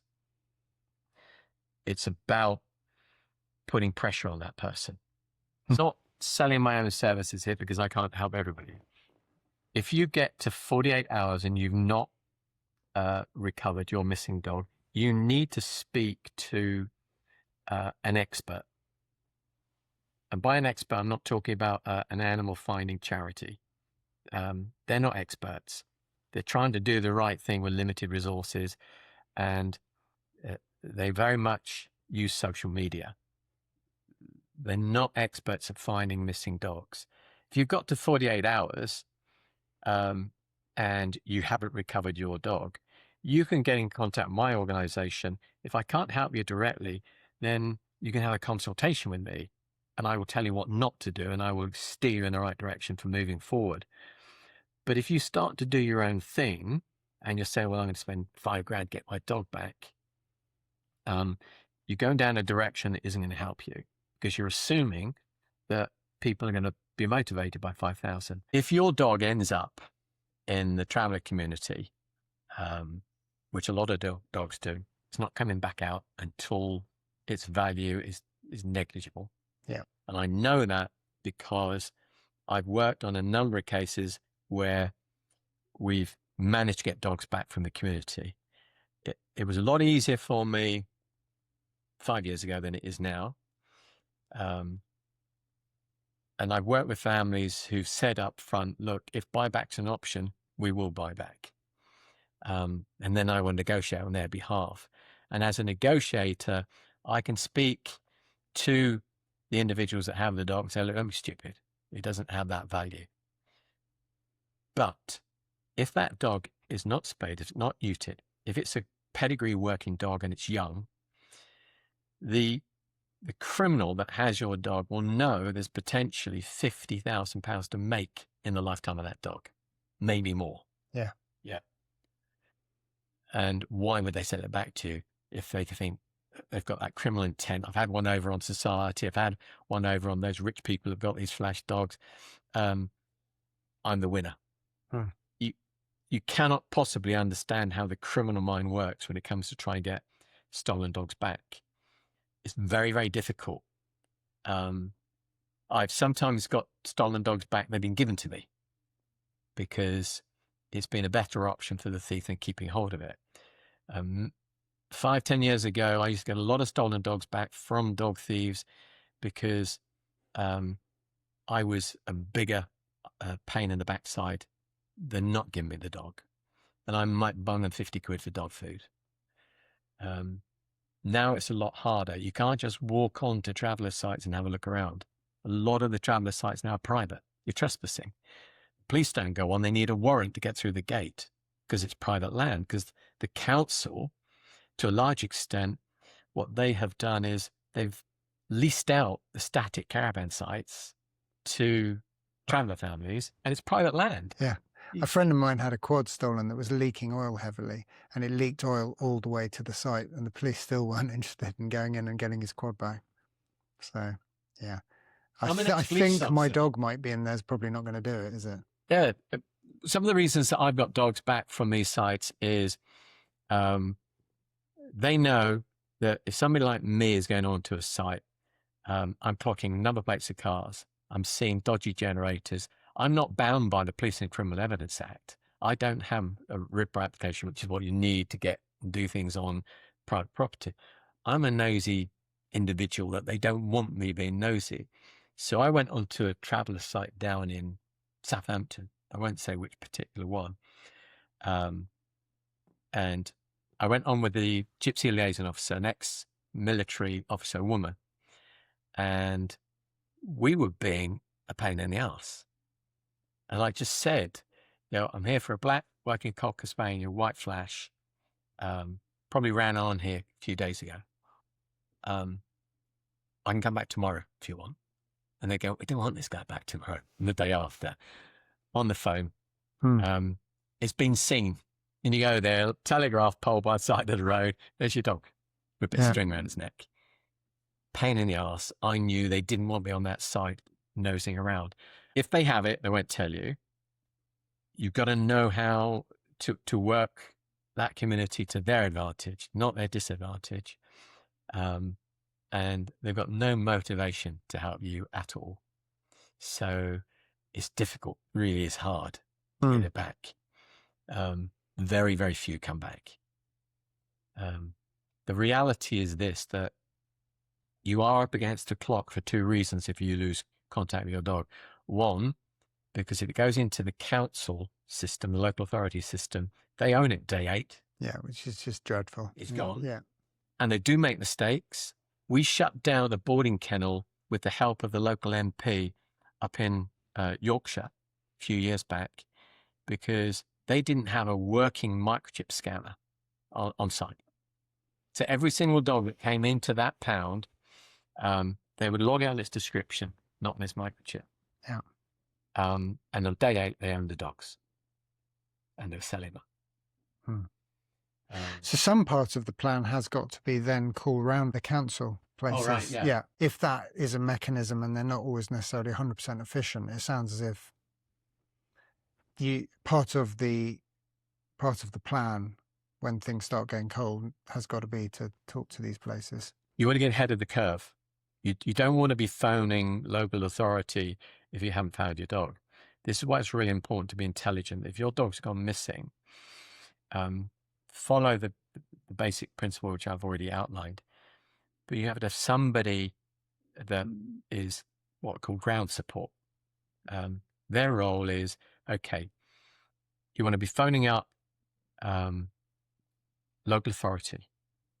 The way to get through to the organisation that's going to find out if there's a dog being found is you phone up wanting to report a found dog.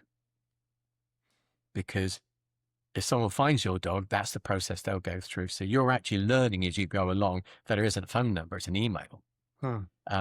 If it's a phone number, it might be somebody who is deploying resources for fly tipping. So you need to understand the system for your area. And the way you do it is, I want to report a found dog. And then when you get through to a human, you say, no, there's some confusion here. I want to know if someone has reported a found dog. Yeah. Now, if someone phones it in, there'll be a record. And that record will say where that dog was found. That's a good start where you go to track it into the system. We've discovered all over the country, each county does a different thing. Some counties, they'll hold a dog temporarily for 7 days in a private boarding kennel. And then on day 8, they move it to Liverpool. Right. And that's because they own cheap kenneling space in Liverpool. And that's areas of East Sussex. Oh, my word. That's a vast rural. I mean, the way the system's meant to work, though, is that at some point someone scans that dog, reads a microchip number, and then their company calls you. Is that correct? Yeah. If it works. It works. Yeah. Vets won't do it. Why should they? They're not there to police the microchip system. They're there to provide health care for injured dogs or sick dogs. Well, certainly my wife's practice, they would get lost dogs come in and they would scan them. Yeah. And then they would call the microchipping company and say, we've got, so-and-so here. We talked about an awful lot and there's loads of information there, but do you think we can have some sort of checklist that if someone happens across it because it's pertinent to their situation right then, we might be able to give them some useful information? In relation to missing dogs or stolen dogs? Well, both, I guess. I mean, missing dogs, we've got your website's got that piece on it. I would say to anybody that has lost contact with their dog that the best thing to do from the outset is to presume the worst, presume theft. Don't shut that out your mind and think my dog's free running and therefore I'm going to find it, because that will prevent you from hearing information that might prove it's a theft.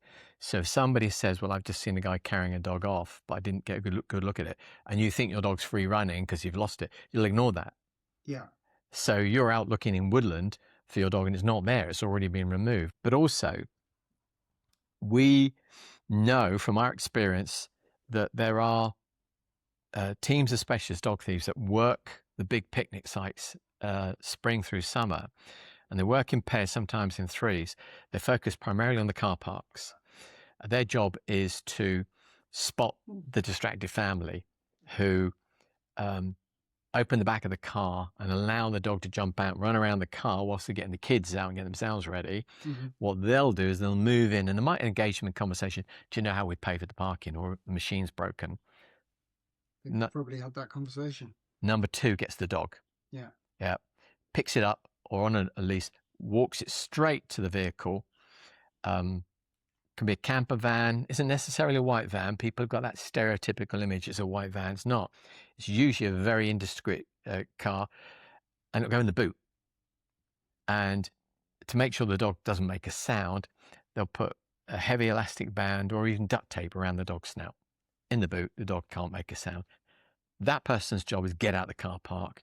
The distractor is still in conversation with the family, who suddenly realise that their dog is missing or one of the dogs missing, and the distractor will then go, I think it ran off that way. I'm sure it is. What does it look like? Oh, it's a brown cocker spaniel. Yeah, I saw one going that way. Yeah. Anyway, nice talking to you. Hope you get your dog back. Gone. Distractor's now gone. Dog thief's gone. You're off bum steer looking for your free running dog, and the thief's already out the car park. So my advice to people would be, if they lose contact with their dog for more than a few minutes, always assume that one of the reasons is it's been stolen. Don't think it's running free for 6 hours and then think theft. Because if you think straight away, could somebody have my dog? Then you'll start looking around. You'll scan the car park, you'll scan the immediate vicinity, you'll scan the park you're in. So that would be my first piece of advice. Do not assume that your dog's run off and free running, because it could have been scooped up by somebody. And the smaller the dog, the easier it is. Don't trust anybody that comes up to you initially when your dog's missing. If you can't see for your own eyes, or somebody you trust is giving you information, assume that information might not be genuine or misleading. But I've done a video on it about what you should and should not do when you're starting a walk. And one of the things that you should never ever do is get your dogs out first, no matter how much they're barking. And just to remind people, because I'm going to put this at the beginning, that's on your YouTube channel. Yeah, that's on my YouTube channel. TV. That's it. And it just about how to keep your dog safe on a country walk. But it's the basic principle is an unsupervised dog is a vulnerable dog. Yeah. And unsupervised means you're not actually able to see your dog. And that, if it's running around your car, it's vulnerable. If it's running around the car park, it's vulnerable. And that's where your specialist dog thieves are, in the car parks, waiting for you to be distracted by other concerns. So that's top of the list. Number two, if you lose contact with your dog, is do not go into panic mode. Don't start rushing around thinking that that's going to find your dog. Just stop and think, use your intelligence and think, right, exactly where did I see my dog last? What was it doing? And then scan your environment before you move. The golden rule always is the more pairs of eyes that you've got looking for your dog, the quicker the dog's going to be seen, and you respond to that sighting. You cannot respond to the sighting unless the person that sees your dog has a means of communicating you. Get your virtual missing dog poster to people's phones immediately. I'm going to do that. I'm going to take a picture of each of my dogs, as you said, standing side on, current picture with a phone number. Yep. Takes 2 minutes, and then if the worst happens, I'm ready to go. Yeah. Every single conversation you have, you should be leaving behind a means of that person recognizing your dog and contacting you. Yeah. Because there's nothing worse in that crucial time period that your dog's running around trying to find you, that people are seeing it and don't know how to give that information to you. So if you have that interaction, make sure that person can get back to you. More pairs of eyes you've got looking, the better it will be. The point of loss, really, really important. Your dog knows where the point of loss is. It will go back there if it's able to. And in most cases, the dog is able to. So somebody has to stay point of loss. So if you lose contact in a car park at the start of a walk, one of you stays with the car, the other person starts to range around the car park initially. Don't assume your dog's gone in a direction unless you saw it go that way. But if you were on your own and didn't have any other resources, you would be staying at the point of loss. I'd be staying at the point of loss and working through the people that are there. Yeah. And there aren't that many locations you'll go to where you're on your own and no one's going to go there. No. And even more important that you stay there, because if there's no other humans around, then you're the only human and your dog will come back to you, whether it's chasing a deer, a squirrel up a tree, or flashing a pheasant. Once that excitement's gone, the dog thinks, where's dad, where's mum? Mhm. And if you're moving, panic. And you've done this yourself. I mean, I'd encourage people to do this, but do it in a controlled environment. Watch what your dog does when it loses contact with you. Deliberately hide from your dog and watch how that dog will go into panic mode. Yeah. It's quite distressing almost to watch. Yeah. I've never let it run because the dog is panicking and you want to put an end to it. But I don't know what happens, whether from what you're saying, they will stay local to that area. Yeah. I take my word from it, because we've done this. We've done this in a controlled environment. We had a 10-acre field and we had all points exit of that field covered off, and we hid from the dog. And for the first couple of minutes, the dog is in blind panic, but then it will go into think mode. It's going into hunt mode, and it'll stop, it'll air scent, and it'll think, and you can see it problem solving. And maybe the dog thinks it's a game, but it will not run around like a complete mad dog, desperate to find you. Eventually, instinct kicks in, and it'll start to use its nose, and it'll start to use its memory. And you'll see that dog, literally, you'll see it start to triangulate back to point loss, back to where it was when it realized it had missed you, back to point it knows. Number one, work through people. The more pairs of eyes you've got looking for your dog, the more likelihood it'll be seen. Every interaction you have with somebody, you've got to leave a point of contact and an image. Yeah. They are your eyes out in the field. Don't be scared to move through people. Don't leave your point loss. Allow your dog's sense of smell to find you. Don't start spreading your scent all over the place. Get on your phone. Get people to you as quickly as possible. And if you're not already using it, it doesn't cost any money. Emergency services use it. Get 3 words on your phone. That would be the other action point to take away, wouldn't it? Have that preloaded and understand a bit about how to use it. Just trial it a couple of times so you know. It's a brilliant system. It's how emergency services find people. And we use it the whole time. Yeah. Fantastic. It is really good. Are there similar bullet points and basic actions to take if your dog is stolen, or is it that does this sort of golden hour have less importance? If, let's say, you come back to your car and the window's smashed and your dog's gone, I guess you report it to police. Yeah, in all theft, there's something that's what's known as the critical time period. And this is the amount of evidence lost is directly proportionate to time lapse. So the more time that slips away, the less evidence there is. So if you know, because of the facts of your dog's disappearance, it's theft. If you come home and your home has been broken into, your car window smashed, it's a theft. And therefore, the evidence of that theft is going to be there for a while and then it's gone. So you need to get the experts in to help you, because whilst the police might not do a brilliant secondary investigation on trying to find the offenders, if there's a unit available, it will be deployed to your location. Yes. And if en route to you, they're seeing a car going the other way, they might spin around and stop it. And that might well be your stroke of luck. So if it's very obvious that your dog has been stolen, 3-9 straight away, and report the theft. Once you've got the experts involved in that, then it's about immediately trying to see if you can get any evidence locally that helps you identify who's snatched your dog. They're not going to be hanging around.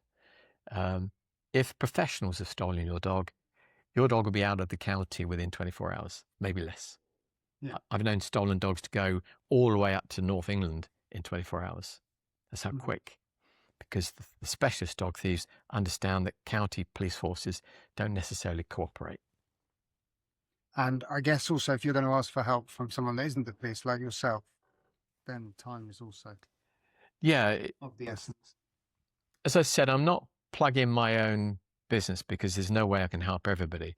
There's no reason why you shouldn't go on to one of our videos on how to deal with a missing dog. And there's absolutely no reason why you can't fire a quick email to my organization saying what your situation is. If you wait 3 or 4 days, I can't help you. Yeah. And even if it's just giving you that key advice to start off with, you get that. But the longer you leave it, the less likelihood that I'm going to be able to assist you. And it might just be a tip that I give you over the phone that will give you that steer. I hadn't thought of that. Yeah. Or you said lots of things Yeah. that I hadn't thought of. They're useful. So can you tell me a bit about Molly and the amazing work you do there? Molly is a working Cocker Spaniel that I got off Gumtree when she was 10 months old, having had 4 owners. Came to me as an unruly upstart, but with all the potential to be a brilliant scenting dog. And she has lived up to the expectation. She is, in my opinion, the best scenting dog in Britain. And that's based upon the fact that she's probably out every single week, regardless of weather conditions, working 2, maybe 3 times a week. Phenomenal success. Way over 450 missing cat recoveries. She's had about a dozen tortoise recoveries. Wow. Just to test it. You know, people said, "Did you find tortoises?" Well, let's find out. And I worked for a vet down in Sussex. One tortoise had gone, and all we had was an empty tortoise shell as the scent match. And she found that tortoise. So, and the premise for all of this, just I know it already, but just to explain, is that she has been trained that when she's presented with a scent, to then be very specific and go and find that scent. Yeah. Which is quite unusual. It is. The methodology behind her training is not my own. What we did was we took a method that's used by German police forces, where they are using scenting dogs to match items that are recovered from crime scenes to offenders. So they have a scent ID parade where once they've got suspects for a crime, they line them all up and the scent dog goes in front of them and says which human scent is linked to the item that the police have recovered. And that's part of the evidence package. So we took that methodology, changed it, and trained Molly using that. I had some good contacts that knew contacts with the medical detection dogs. So there's Claire, who's I believe the CEO of the charity. She's the head of the charity. And then a couple of the top trainers. And I said, this is what I want to do. And the police and customs excise are saying it can't be done. I know it can be done. Can you help? And they said, well, we think it can be done. And then it was just a case of... And what was the problem? Was this specifically cats? No, it was the historic belief on dog training has always been 1 scent, 1 dog. So you'll have a dog trained to find firearms, nothing else. A dog trained to find a particular type of drug like cannabis, nothing else. And to me, that was a lack of understanding and underestimating dog scenting ability. So I trialed it with the dogs I had back then. I thought, well, this can be done more professionally. And we got to a point now where we appreciate with Molly, I can give her any specific scent profile, not just necessarily cats, anything. And if I get the profile right, she'll find where that scent is originating from. It's called source to origin. Okay.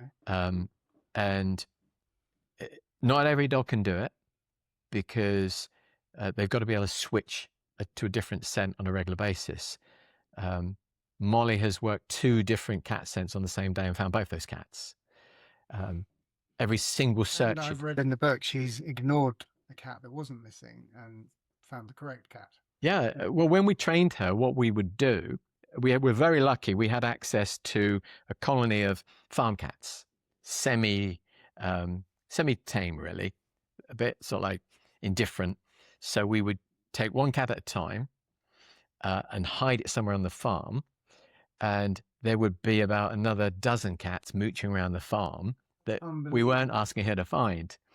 And then when she was doing that on a regular basis, we'd take 2 cats. and deliberately place one of the cats in a cat carrier in the path en route to the cat we wanted her to find. And she would find that cat and ignore it. She wouldn't scent match it. Incredible. It's because the scent profile that the cat creates from all the different scent glands on its face is very, very unique to each cat. Yeah. So to her, visually, it's like you and I going out into a field and I'm saying, I just want you to find the yellow footballs. You'll see the red footballs, but you're not going to point them out to me and say there's yellow football, because it isn't. Yeah. And we think that, well, that's easy, but we're visual creatures. A dog is a scent creature. So if you can isolate the scent profile you want the dog to find, then it's only going to look for that profile. It really is that simple. That's a beautiful way of putting it. Yeah. I think I understand that better now. Yeah. And the great thing about they've got a complete, they operate in different dimensions, don't they, really? They do, but with the great thing about scent, why scent is such a brilliant means of finding something, is dogs can time travel with scent. If you mean they can tell how old the scent is? Yes, but with a tracking dog, it might make a decision on direction based on the fact that that scent is older. Yeah, that's right. Yeah, they can tell how old a scent is, so they can work out whether to go left or right. Yeah. But they can also time travel with scent, which we humans can't do because we're visual creatures. So if I said to you, right, we're going to go to a field, and I want you to count the amount of horses that are in that field, and we go to that field and all the horses are gone, you're going to see no horses. So as far as you're concerned, there are no horses here, nor have there been. If you ask a dog to go into a field on a specific scent profile, it will be able to tell how long ago that scent profile was there and its direction of travel, which it can only find the direction of travel through its ability to read the history of the scent. Yeah. We can't do that visually. No. It's either there or it's not. Yeah. And that's what we're just talking about, that the dog can read the intensity of scent and work out the direction that scent has gone. So when it comes to finding missing cats, what she's able to do is scent cats as they move through their territory, scent marking. And different scent marks have different purposes. Some are territorial, some are socializing, some are resource guarding. Molly can find those like Hansel and Gretel breadcrumbs, and she knows which way the cat's gone. And I see her body language and her energy level lift as she's starting to get stronger and stronger scent. And because she's a brilliant problem solver, which a lot of dogs are, I don't need to give her that much instruction. If the cat is in the area that she's searching, she finds it. And I've learned as a dog handler, let her do what she's good at. Trust your dog. Yeah. I think in the book, on a couple of occasions, you weren't quite sure she was right, and it turned out. Yeah. Trust your dog. Every single occasion when she and I work together, the learning is at my end of the lead. She'll just look at me and go, idiot, got it wrong again. Told you it was in there. And she did this quite recently. Her fastest ever missing cat recovery, and she didn't even leave the car. It was a warm day, so I parked her in the shade. Sunroof was wide open, and unbeknown to me, the missing cat was in an ancient oak tree about 200-300 meters away from the car, but high enough for the breeze to be bringing the cat scent towards her. And I'm in with the family. Doing what? Collecting the scent profile. Which is hair. Yeah, that's it. If you can see the hair, you've got the scent profile. Yeah. And also, every single family I deal with, whether it's stolen dog or missing cat, are traumatized. So there's a degree of calming them down. I did all that. I'm coming back to the car with a missing cat scent in a sealed bag, and there's a process I go to presenting it to her. She's already worked out that there's a cat scent airborne. So I open the back of the car. She normally just has a little bit of a comfort break before I put her in search harness. And without being in harness, she was gone, training arena. And she gave the scent match, which is lying down, looking towards me in the middle of the arena. There's no way a cat was hiding in that arena. There wasn't anywhere for it to hide. But way off in the distance, there's this big oak tree. And because I've worked with her so long, I thought, I know where the cat is. So that was a scent match from inside the car. It's amazing. It's amazing. And she was right. And it took us 3 hours to get the cat out of the tree, but less than 5 minutes to find it. Is that the find that's impressed you the most? This other cat one was a guy flies in from Tokyo 3 days earlier. He's flying in with a family cat. An indoor cat's never been outdoors in its life, and the cat was loved by the family. His wife and children are following on a few days later when the school term ends, and he's got a 5-year secondment to the Japanese Cultural Ministry in London. He takes the cat out of the customs route, brings it back to the flat that's been provided by his employer, opens the cat carrier, goes to bed, wakes up in the morning, no cat. Oh dear. And the relocation agent has kindly opened all the windows on the flat they provided to provide air, and he's gone, oh, the cat's got out the window. 3 days he's looking in West Ealing for his cat, no sleep, and things are getting really, really shaky. There's noises in Japan about it's embarrassed the family. How can you lose a cat? This is a disgrace. Because I get a call, try and save the situation. It's quite a expensive small block of flats, underground parking.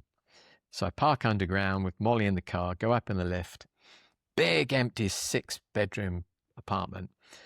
I'm looking at the windows thinking, the cat's gone out the windows. It's never been outdoors in its life. It's in the flat.